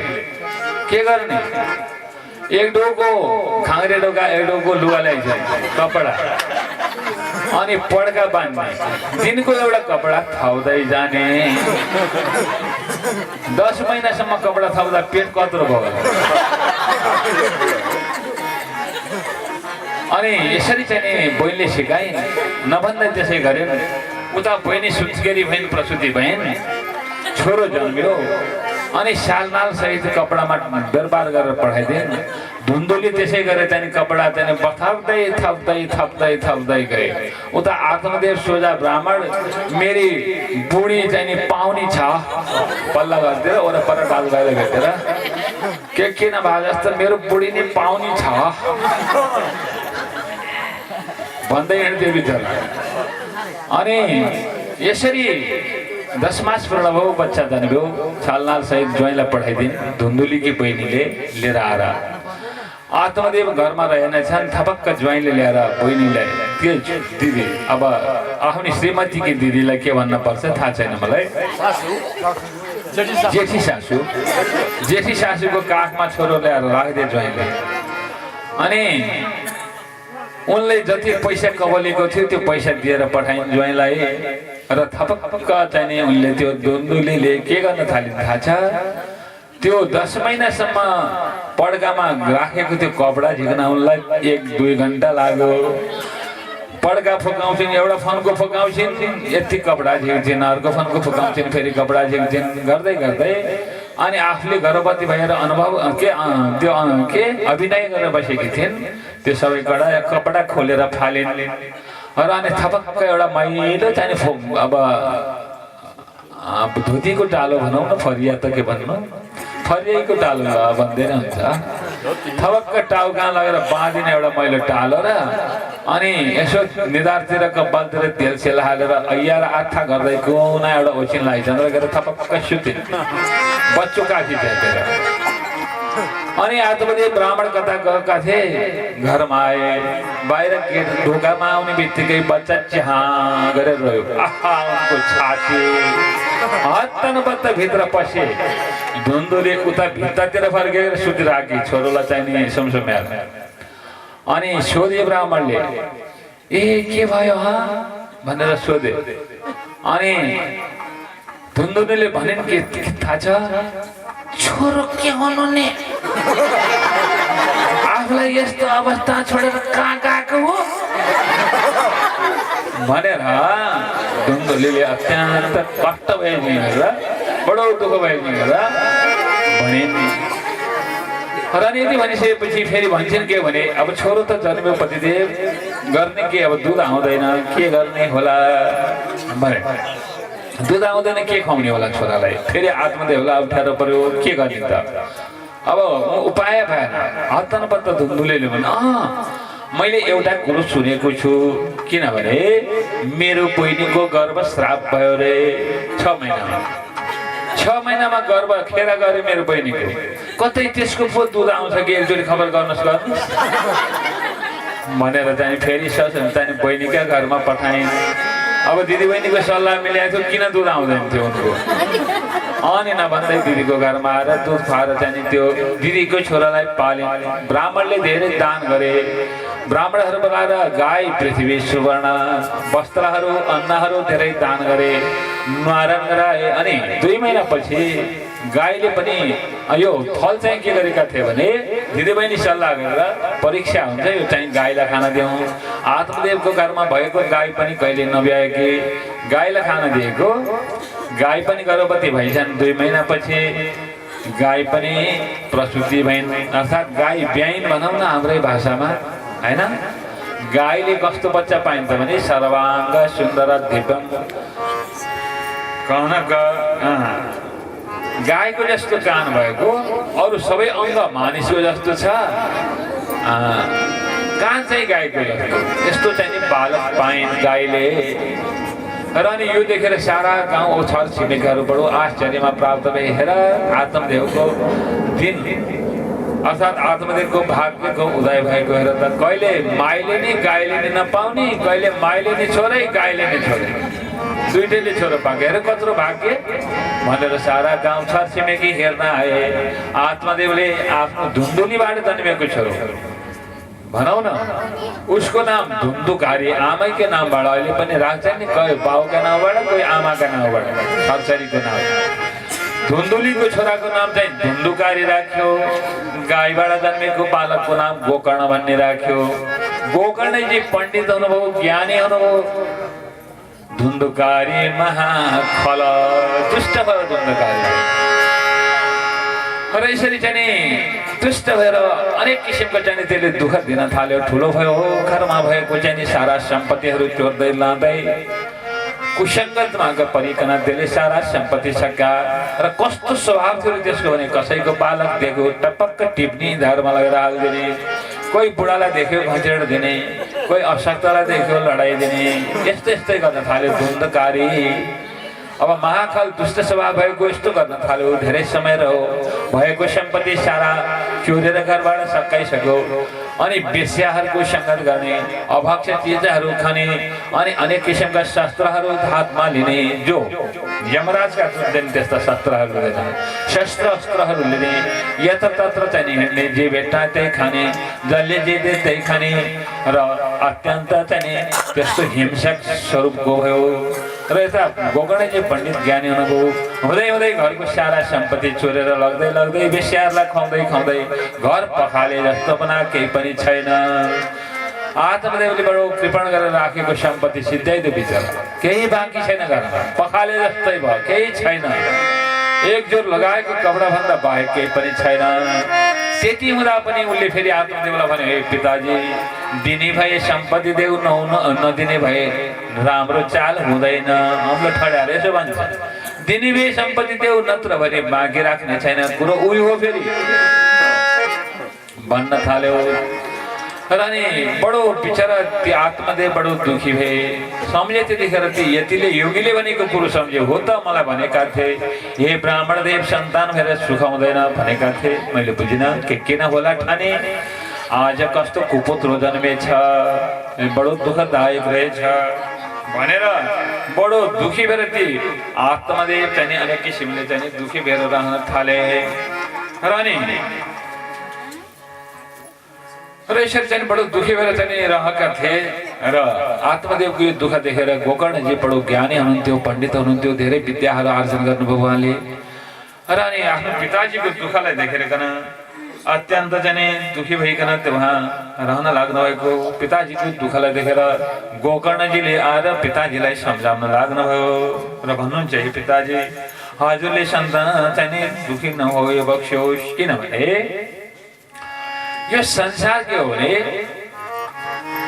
कतिष्ठामी गोमे दुख में बोहती प्राणताम जामी दुखे न हा कष्टम संस्थिता। म आज कहाँ जाऊँ, के गरौँ, कसरी यो घरमा बसौँ भनेदेखि यसले मार्दछ, नबसौँ भने म कहाँ जाऊँ भनेर यसरी रुँदै गरेको अवस्थामा गोकर्णजीले देख्नुभयो र आएर आफ्नो पिताजीलाई चाहिँ सम्झाउन लाग्नुभयो र भन्नुहुन्छ कि फेरि गोकर्णजीले भन्न लाग्नुभयो, असार खलु संसार दुःख रूप विमोहक श्रुत कस्य धनम कस्य स्नेह बाधे निशा।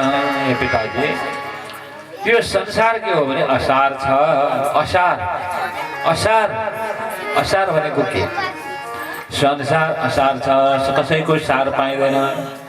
मेरो भन्नु मात्रै हो, मेरो मेरो मेरो मेरो केही छैन, मेरो मेरो मेरो भन्छौ मेरो केही छैन, एक्लै आउनु एक्लै जानु लानु केही छैन, एक्लै आउनु एक्लै जानु लानु केही छैन। मेरो मेरो भन्छौ मेरो केही छैन, मेरो मेरो भन्छौ मेरो केही छैन, एक्लै आउनु एक्लै जानु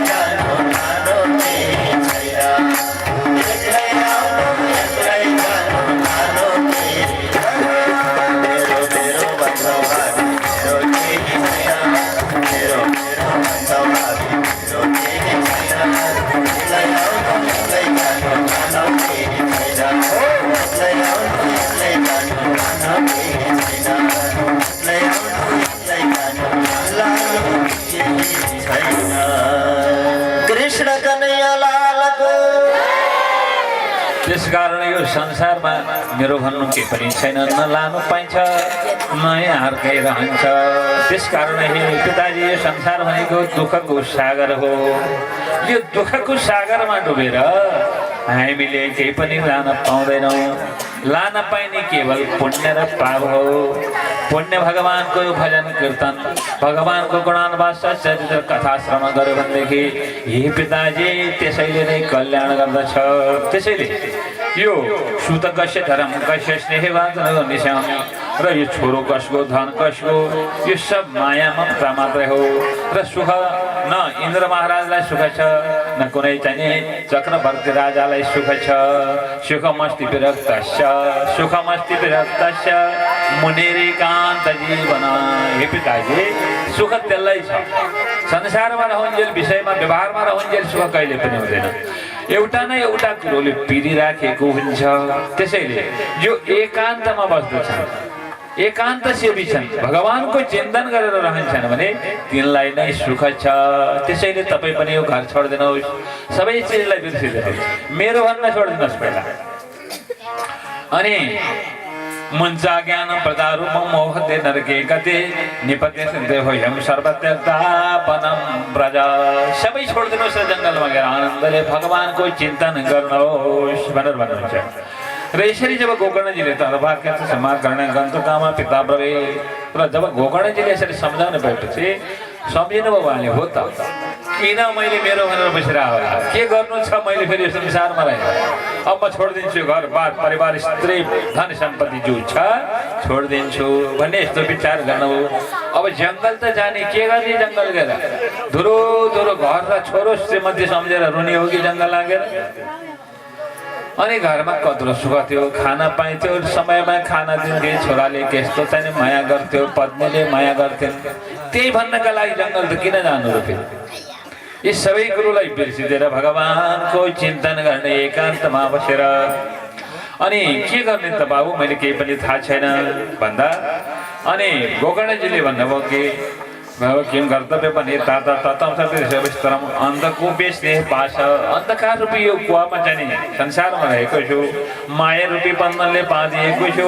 स्वाट चाहिँ भङ्गुर सट अर्थात् चाहिँ अज्ञानी छु कर्मणा पतितो नुनम मेरो आफ्नै कर्मले गर्दा दुःख प्राप्त गरिराखेको छु मामुद्वारा दयानिधे हे दयानिधे मलाई उद्धार गर भनेर भन्नुहुँदा गोकर्णजी भन्नुहुन्छ देवे सीमाक्षले धेरै मजाम धेरै तम पिताजी तपाईँले विचार गर्नुपर्ने कुरो के हो भने पहिला देहप्रतिको ममतालाई छोडिदिनुहोस् म भन्न छोडिदिनुहोस् हेर्नुहोस् संसारका सबै चाहिँ द्वन्द्वको कारण के हो दुईटा कारणले द्वन्द्व हुन्छ संसारमा दुईटा कारण के हुन्थे म र मेरो न संसारमा म छ न मेरो नै छ यी दुई कुरा छोडिदिनुहोस् त राम राज्य सुरु भइगयो कहीँ दुःख हुँदैन कोही द्वन्द्व हुँदैन सबैसँग समभाव समदृष्टि चाहिँ समान चाहिँ व्यवहार हुन्छ सबै कुरो बिगारेकै म र मेरो भन्ने कुराहरूले त्यसैले म र मेरो भन्ने संसारमा केही पनि छैन यो शरीर भनेको त के हो भने पाँच भौतिक देह जल तेज वायु आकाश यी पाँच तत्त्व मिलेर बनेको यो एउटा पिण्ड हो आत्मा अजर छ अमर छ कहिले मर्दैन यो देह नाश हुनेवाला छ यो मेरो होइन र वास्तवमा नाश हुने हो त्यसकारण यो देहलाई पनि छोड्दिनुहोस् सर्व देख्दा ब्रह्मके समाग्रह भन्नुहुन्छ अन्धको स्नेह कर्मणा मामुद्वार अनि गोकर्ण भन्नुहुन्छ पश्चानि सम्झगते हम क्षणभङ्गनिष्ठम यो संसारलाई क्षणभङ्ग ठान्नुहोस् नाश हुन्छ यो असत्य छ यो मिथ्या हो यो माया हो केवल सत्य देखिन्छ यद्यपि सत्य होइन त्यसैलाई भन्छ माया अहिले हामी मायामै छौँ हामी जो जति देखिरहेछौँ त्यो सत्य बन्छ यद्यपि यो सत्य होइन सत्य अर्कै छ सत्य के हो भने सत्य भनेको परब्रह्म परमेश्वर परमात्मा नारायण मात्रै सत्य हो जो हिजो थियो आज छ र भोलि रहन्छ अरू सब मिथ्या हुन् झुटो हो सब नाशवान छ क्षणभङ्गुर छ त्यसकारण जङ्गल जानुहोस् नभन्दै आत्मादेव जङ्गल जानुभयो घर छोडेर र केवल 60 वर्षको हुनुहुन्थ्यो उहाँ त्यतिखेर घर छोडेर हिँड्दा अनि उहाँ जङ्गलमा गएर के गर्नु हो भन्दा नित्य निरन्तर भगवान यही दशम स्कन्द भागवत दशम स्कन्द नित्य पाठ गर्नु हो र भगवान कृष्णका चरित्र लीलाहरूमा चाहिँ डुबिल लीलामय चाहिँ रसमा अर्थात् पोखरीमा डुबिल्की मार्दै उहाँले चाहिँ त्यो जीवनलाई व्यतीत गर्नुभयो र उहाँलाई लिनका लागि दिव्य चाहिँ विमान आइपुग्यो अनि परम गति चाहिँ जानुभयो आत्मदेव भन्दाखेरि यो 4औं अध्यायले यिनै कुरा पढ्न नारदजीलाई सनकादि कुमारहरूले सौनकादि मुनिहरूलाई सूर्यजीले यता परीक्षित महाराजलाई सुखदेव स्वामीले बताउनु भएको कथा तपाईँ सज्जनहरूलाई मैले अलिकति विलम्ब गरेँ, क्षमा पाऊँ। 4औं अध्यायले वर्णन गरेँ। हरि ओम तत्सत्। बाँकी 2 अध्याय छ, भोलिदेखि नै पाल्नु होला है। हरि शरण। आरती गर्नु। आरती। मिले जुले गाओ आरती हरि को, मिले जुले गाओ आरती हरि को, कृष्ण कन्हैया को, भागवत भगवान को, कृष्ण कन्हैया को, भागवत भगवान को, मिले जुले गाओ आरती हरि को, मिले जुले गाओ आरती हरि को।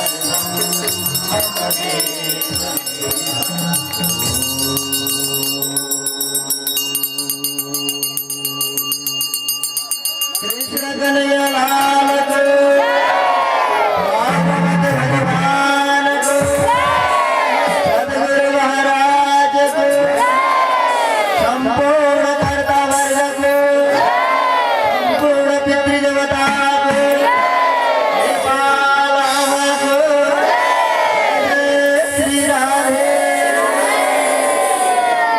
बस हो सबैजना। सबैजना बस्छ आफू धेरै हुन्छ के हुन्छ बसो आनन्दले बसो।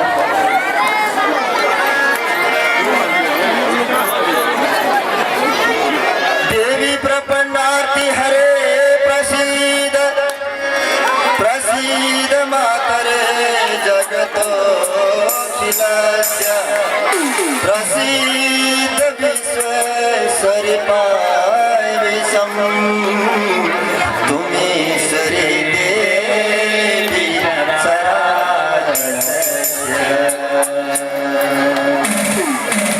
आज शनिबार पनि हो, आमाको वन्दना गरौँ एकैछिन अनि हाम्रो प्रश्न उत्तर कार्यक्रम अगाडि बढ्नेछ। कृपया शान्त भएर आनन्दले रहनुहोला। ठाउँ साङ्ग्रो छ, सबैजना मिलेर बस्दा अटाइन्छ जस्तो लाग्छ। म एउटा सूचना जारी गरौँ है, बस्नुहोला सबैजना। एकछिन बसौँ त, एउटा सूचना जारी गरौँ। आज हामी अहिले ढिला भयौँ कथामा, त्यसैले आज हामी यो प्रश्न उत्तर छ नि हाम्रो ज्ञान मञ्च, यो आज होइन भोलिलाई सारौँ है। आज भजनै गाउँहुन्न, ढिला भएको भएर कि टाढाबाट हाम्रो जाने भाइहरू पनि आउनु भएको छ भजनका लागि, त्यसैले आज भजन नै सुनौँ ल। ल ल सबैजना बडो धैर्य गरेर हल्ला नगरिकन सबैजना पसौँ है, सास दिउँ है भजनमा। ल ल बसौँ बसौँ बसौँ। श्रद्धेय भक्तवृन्द, सदा चाहिँ आज पनि हामी भक्ति सङ्गीत भक्ति सन्ध्यामा उपस्थित भएका छौँ। सर्वप्रथम गुरुको चरण कमलमा नमन गर्दै वाङ्मयमती भगवान भागवतलाई दण्डवत गर्दै आयोजककर्ताप्रति आभार व्यक्त गर्दै र मलाई साथ दिनुहुने सधैँभरि यो सङ्गीतलाई आनन्द प्रदान गर्नको लागि उपस्थित हुनुभएका कलाकार मित्रहरू यहाँ हुनुहुन्छ, धेरै साधक हुनुहुन्छ सङ्गीतमा, उहाँलाई पनि र टाढा नजिकबाट पाल्नुभएका सम्पूर्ण भक्तवृन्दलाई हृदयदेखि नमन गर्दै एकचोटि तालीबाट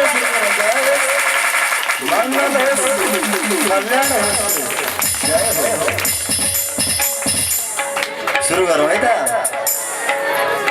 ओमको ध्वनिबाट सुरु गर्दछु। यहाँले पनि ओमलाई जसरी मैले भन्छु त्यही आवाज यहाँले पनि निकाल्नु होला। आज यो मण्डप ओममय बनोस्, यति ठुलो कृपा हामीलाई कर्ता बुवाले गर्नुभएको छ। रामप्रसाद बुवा, उहाँका सम्पूर्ण परिवार र यो गाउँ टोल छिमेक सबैलाई उहाँले चाहिँ नि समेट्नु भएको छ। कार्यक्रममा सबै मुस्कान लिएर आउनु भएको छ। यो राति नत्र भने यहाँ लड्डु बाँडिङ छड्यो भनेर आउनु भएको त कस्तो अचम्म छ है। अब यो यही छ क्या महिमा, फलान ठाउँमा खाना खान पाइन्छ अरे भनेर कोही पनि दौडेको प्राय राति हुँदो मैले देखेको छैन। किन भन्दा त्यहाँ खाना लाउन त जसले नै ल्याएर सुध भाइ एकछिन नखाए केही फरक पर्दैन भनेर लड्ने पनि धेरै छ। तर हजुरहरू यो चिसोलाई बिर्सेर निन्द्रालाई बिर्सेर 10 बज लागिसक्यो होइन। आजकल 7 बजे मान्छे भस्या घुसुक निदाउँछन्, यस्तो समय छ। तैपनि हजुरहरू भागवतलाई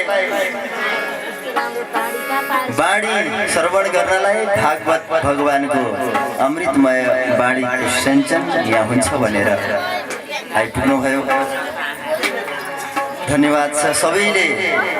हामी जहाँ जाँदाखेरि पनि एउटा अनुरोध म गर्दछु, जहाँ जाँदाखेरि पनि यसरी घरमा जाँदाखेरि कार्यक्रम अब सार्वजनिक त करिबन अन्त्य नै हुन लाग्यो। सार्वजनिक कार्यक्रम अब धेरै दिन चल्दैन जस्तो लाग्छ मलाई। मान्छेलाई वितृष्णा भइसक्यो। अब चल्ने भनेको यस्तै घर परिवार मेलमिलाप मात्रै हो। यसै गरी अनि हामी कहीँ पनि जाँदाखेरि एउटा अनुरोध के गर्छु भन्दा सार्वजनिकमा जाँदा चाहिँ त्यहाँ पैसा दिएर आउनुहोस्, 2-4 रुपियाँ त्यो त्यतिकै त्यो दान भने नि पुण्य भने नि हाम्रो कर्तव्य भने पनि जे भने नि त्यसमा लाग्छ होइन।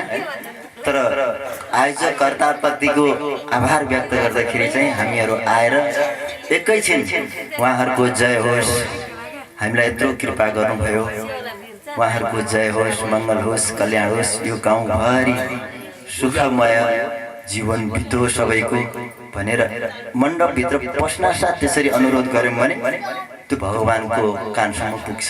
किन समूहमा गरेको काम चाहिँ सबैलाई लागु हुन्छ क्या। अहिलेदेखि होइन, त्यही बेलादेखि नै भएको कुरा। कीर्तन गर्दाखेरि समूहमा गर्नुपर्छ भने चाहिँ हामी रातभरि बेलुका 6 बजे बस्यो, भोलि बिहान 6-9 बजी जानु हुँदैन भने हरे राम हरे राम हरे राम हारमोनियम बजिरहेको हुन्छ, टाँडाटुँडी गरी आउँछ, जय भन्दाखेरि हरे राम भन्छौँ क्या हामी बिउजेर क्या। त्यस्तो समयबाट हामी कीर्तन गरेको। अनि आजकल जाँदाखेरि मान्छेलाई कस्तो हुन्छ भने भिडभाडमा पस्यो, यता भन्यो त्यता भन्यो यता भन्यो, यसले चाहिँ जानेन कि अलिकति लोक भजन गाएन भने कस्तो गाएर यसलाई त भन्नु आजकल बोलाउनै छोडिसक्यो होइन। मान्छेले लोक गाएको भए बोलाउँछ, नत्र बोलाउँदैन। हाम्रो पालो नआउला जस्तो छ होइन। अब अलिकति त्यसलाई मोडिफाई भएको छ। तर अलि आफूतिर जो 40 वर्ष कटेपछि झसम्म झस्किनु भन्दा अहिलेदेखि झस्किया राम्रो हुन्छ।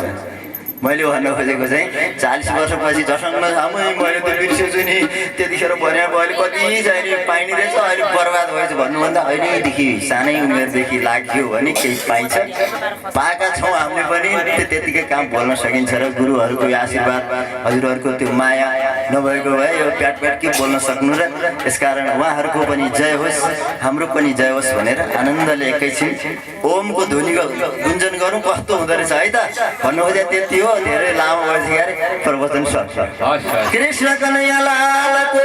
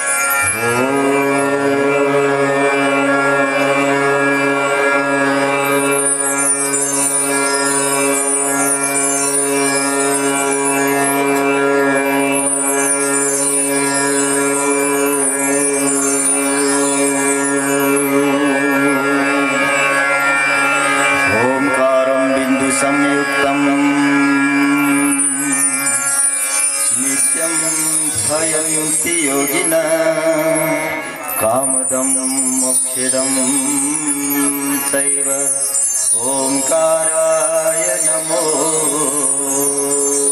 नमः। गुरुर्ब्रह्मा गुरुर्विष्णु गुरुर्देवो महेश्वर गुरुर्साक्षात् परब्रह्म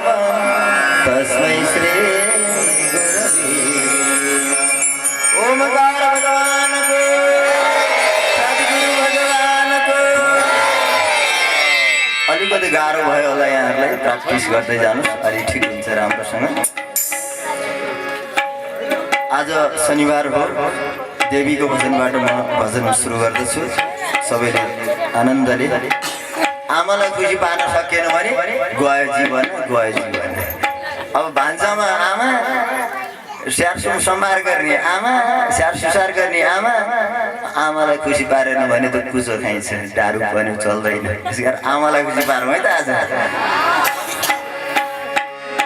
दुर्गे दुर्गति हारिणी अम्बे मङ्गलकारिणी दुर्गे दुर्गति हारिणी अम्बे मङ्गलकारिणी दुर्गे दुर्गति हारिणी अम्बे मङ्गलकारिणी दुर्गे दुर्गति हारिणी अम्बे मङ्गलकारिणी भक्ति देऊ शक्ति देऊ मुक्ति देऊ भवानी भक्ति देऊ शक्ति देऊ मुक्ति देऊ भवानी अम्बे मङ्गलकारिणी दुर्गे दुर्गति हारिणी अम्बे मङ्गलकारिणी दुर्गे दुर्गति हारिणी अम्बे मङ्गलकारिणी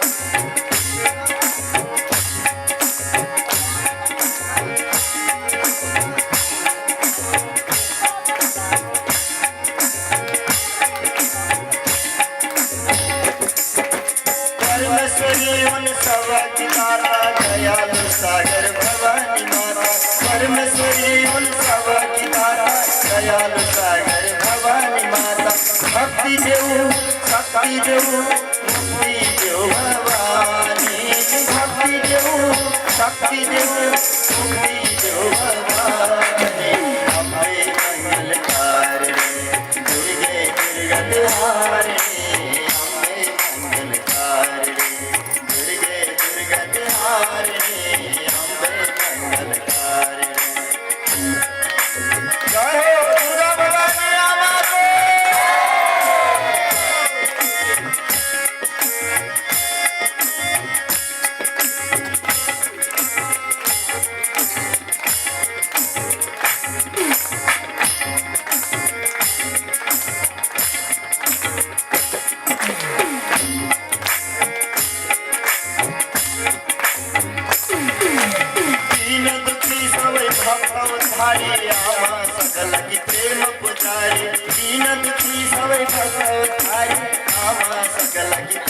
भक्ति देऊ शक्ति देऊ मुक्ति देऊ भवानी भक्ति देऊ शक्ति देऊ मुक्ति देऊ भवानी अम्बे मङ्गलकारिणी दुर्गे दुर्गति हारिणी अम्बे मङ्गलकारिणी दुर्गे दुर्गति हारिणी अम्बे मङ्गलकारिणी दुर्गे दुर्गति हारिणी अम्बे मङ्गलकारिणी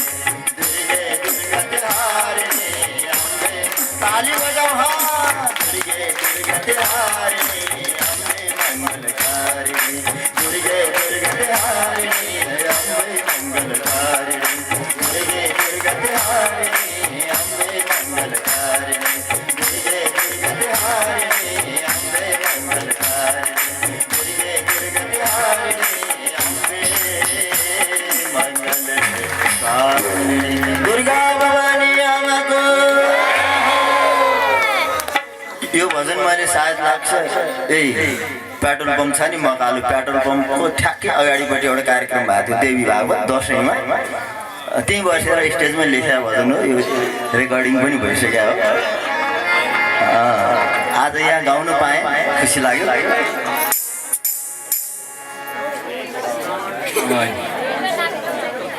कृष्ण कन्हैया लालको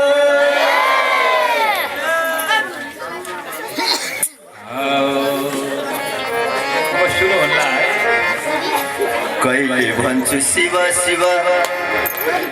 आजकल कस्तो हुन्छ भने मलाई चाहिँ यो अहिलेका दोहोरी गीत त्यति सुन्न पाउँदिन, त्यो कानमा बस्दैन। अब यसो बसमा हिँड्यो सुन्यो अनि ओर्लेसी बिर्सिँदो रहेछ क्या, गुनगुन गरेर अलिक पर पुग्यो घर आउँदा बिर्सिँदो रहेछ। अनि यो पुराना लयहरूलाई मैले माया गरेर अलिअलि शब्दहरू यसो लेखेको छु। त्यतिखेर यो लयहरू यहाँले बुझ्नुहुन्छ, पारोडी भजन भन्छ जसलाई। कहिले भन्छु शिव शिव, कहिले भन्छु हरि।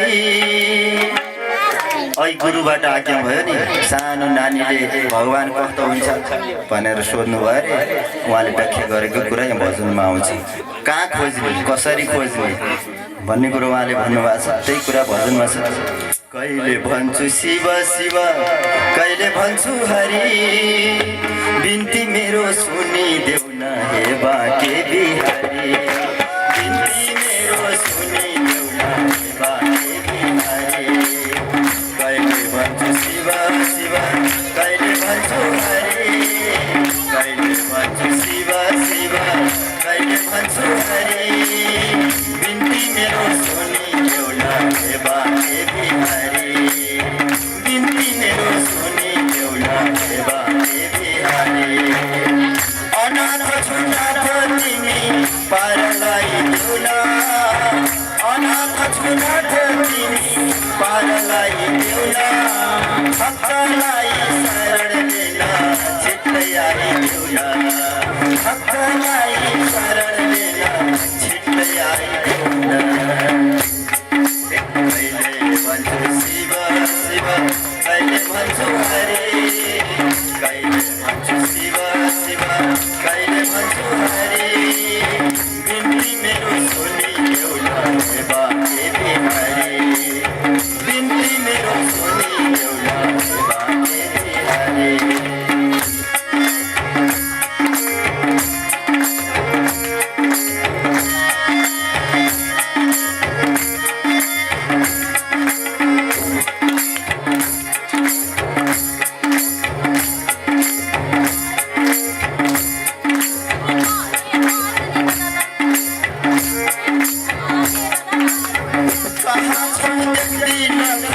खोजिसके सारा, कहाँ छौ देखी न कोही खोजिसके सारा। मन्दिर खाइसके छैनौ कृष्ण धारा। मन्दिर खाइसके छैनौ कृष्ण धारा। ज्ञानीहरू भन्ने गर्छन् छौरे जहाँ कहीँ। ज्ञानीहरू भन्ने गर्छन् छौरे जहाँ कहीँ। अज्ञानीमा भौतारिँदै खोज्छु रोइ रोइ। अज्ञानीमा भौतारिँदै खोज्छु रोइ रोइ। कहिले भन्छु शिव शिव, कहिले भन्छु हरि। कहिले भन्छु शिव शिव, कहिले भन्छु हरि। बिन्ती मेरो सुनिदेऊ न हे बाके बिहारी। बिन्ती मेरो सुनिदेऊ न हे बाके बिहारी। कृष्ण कन्हैया लाल को।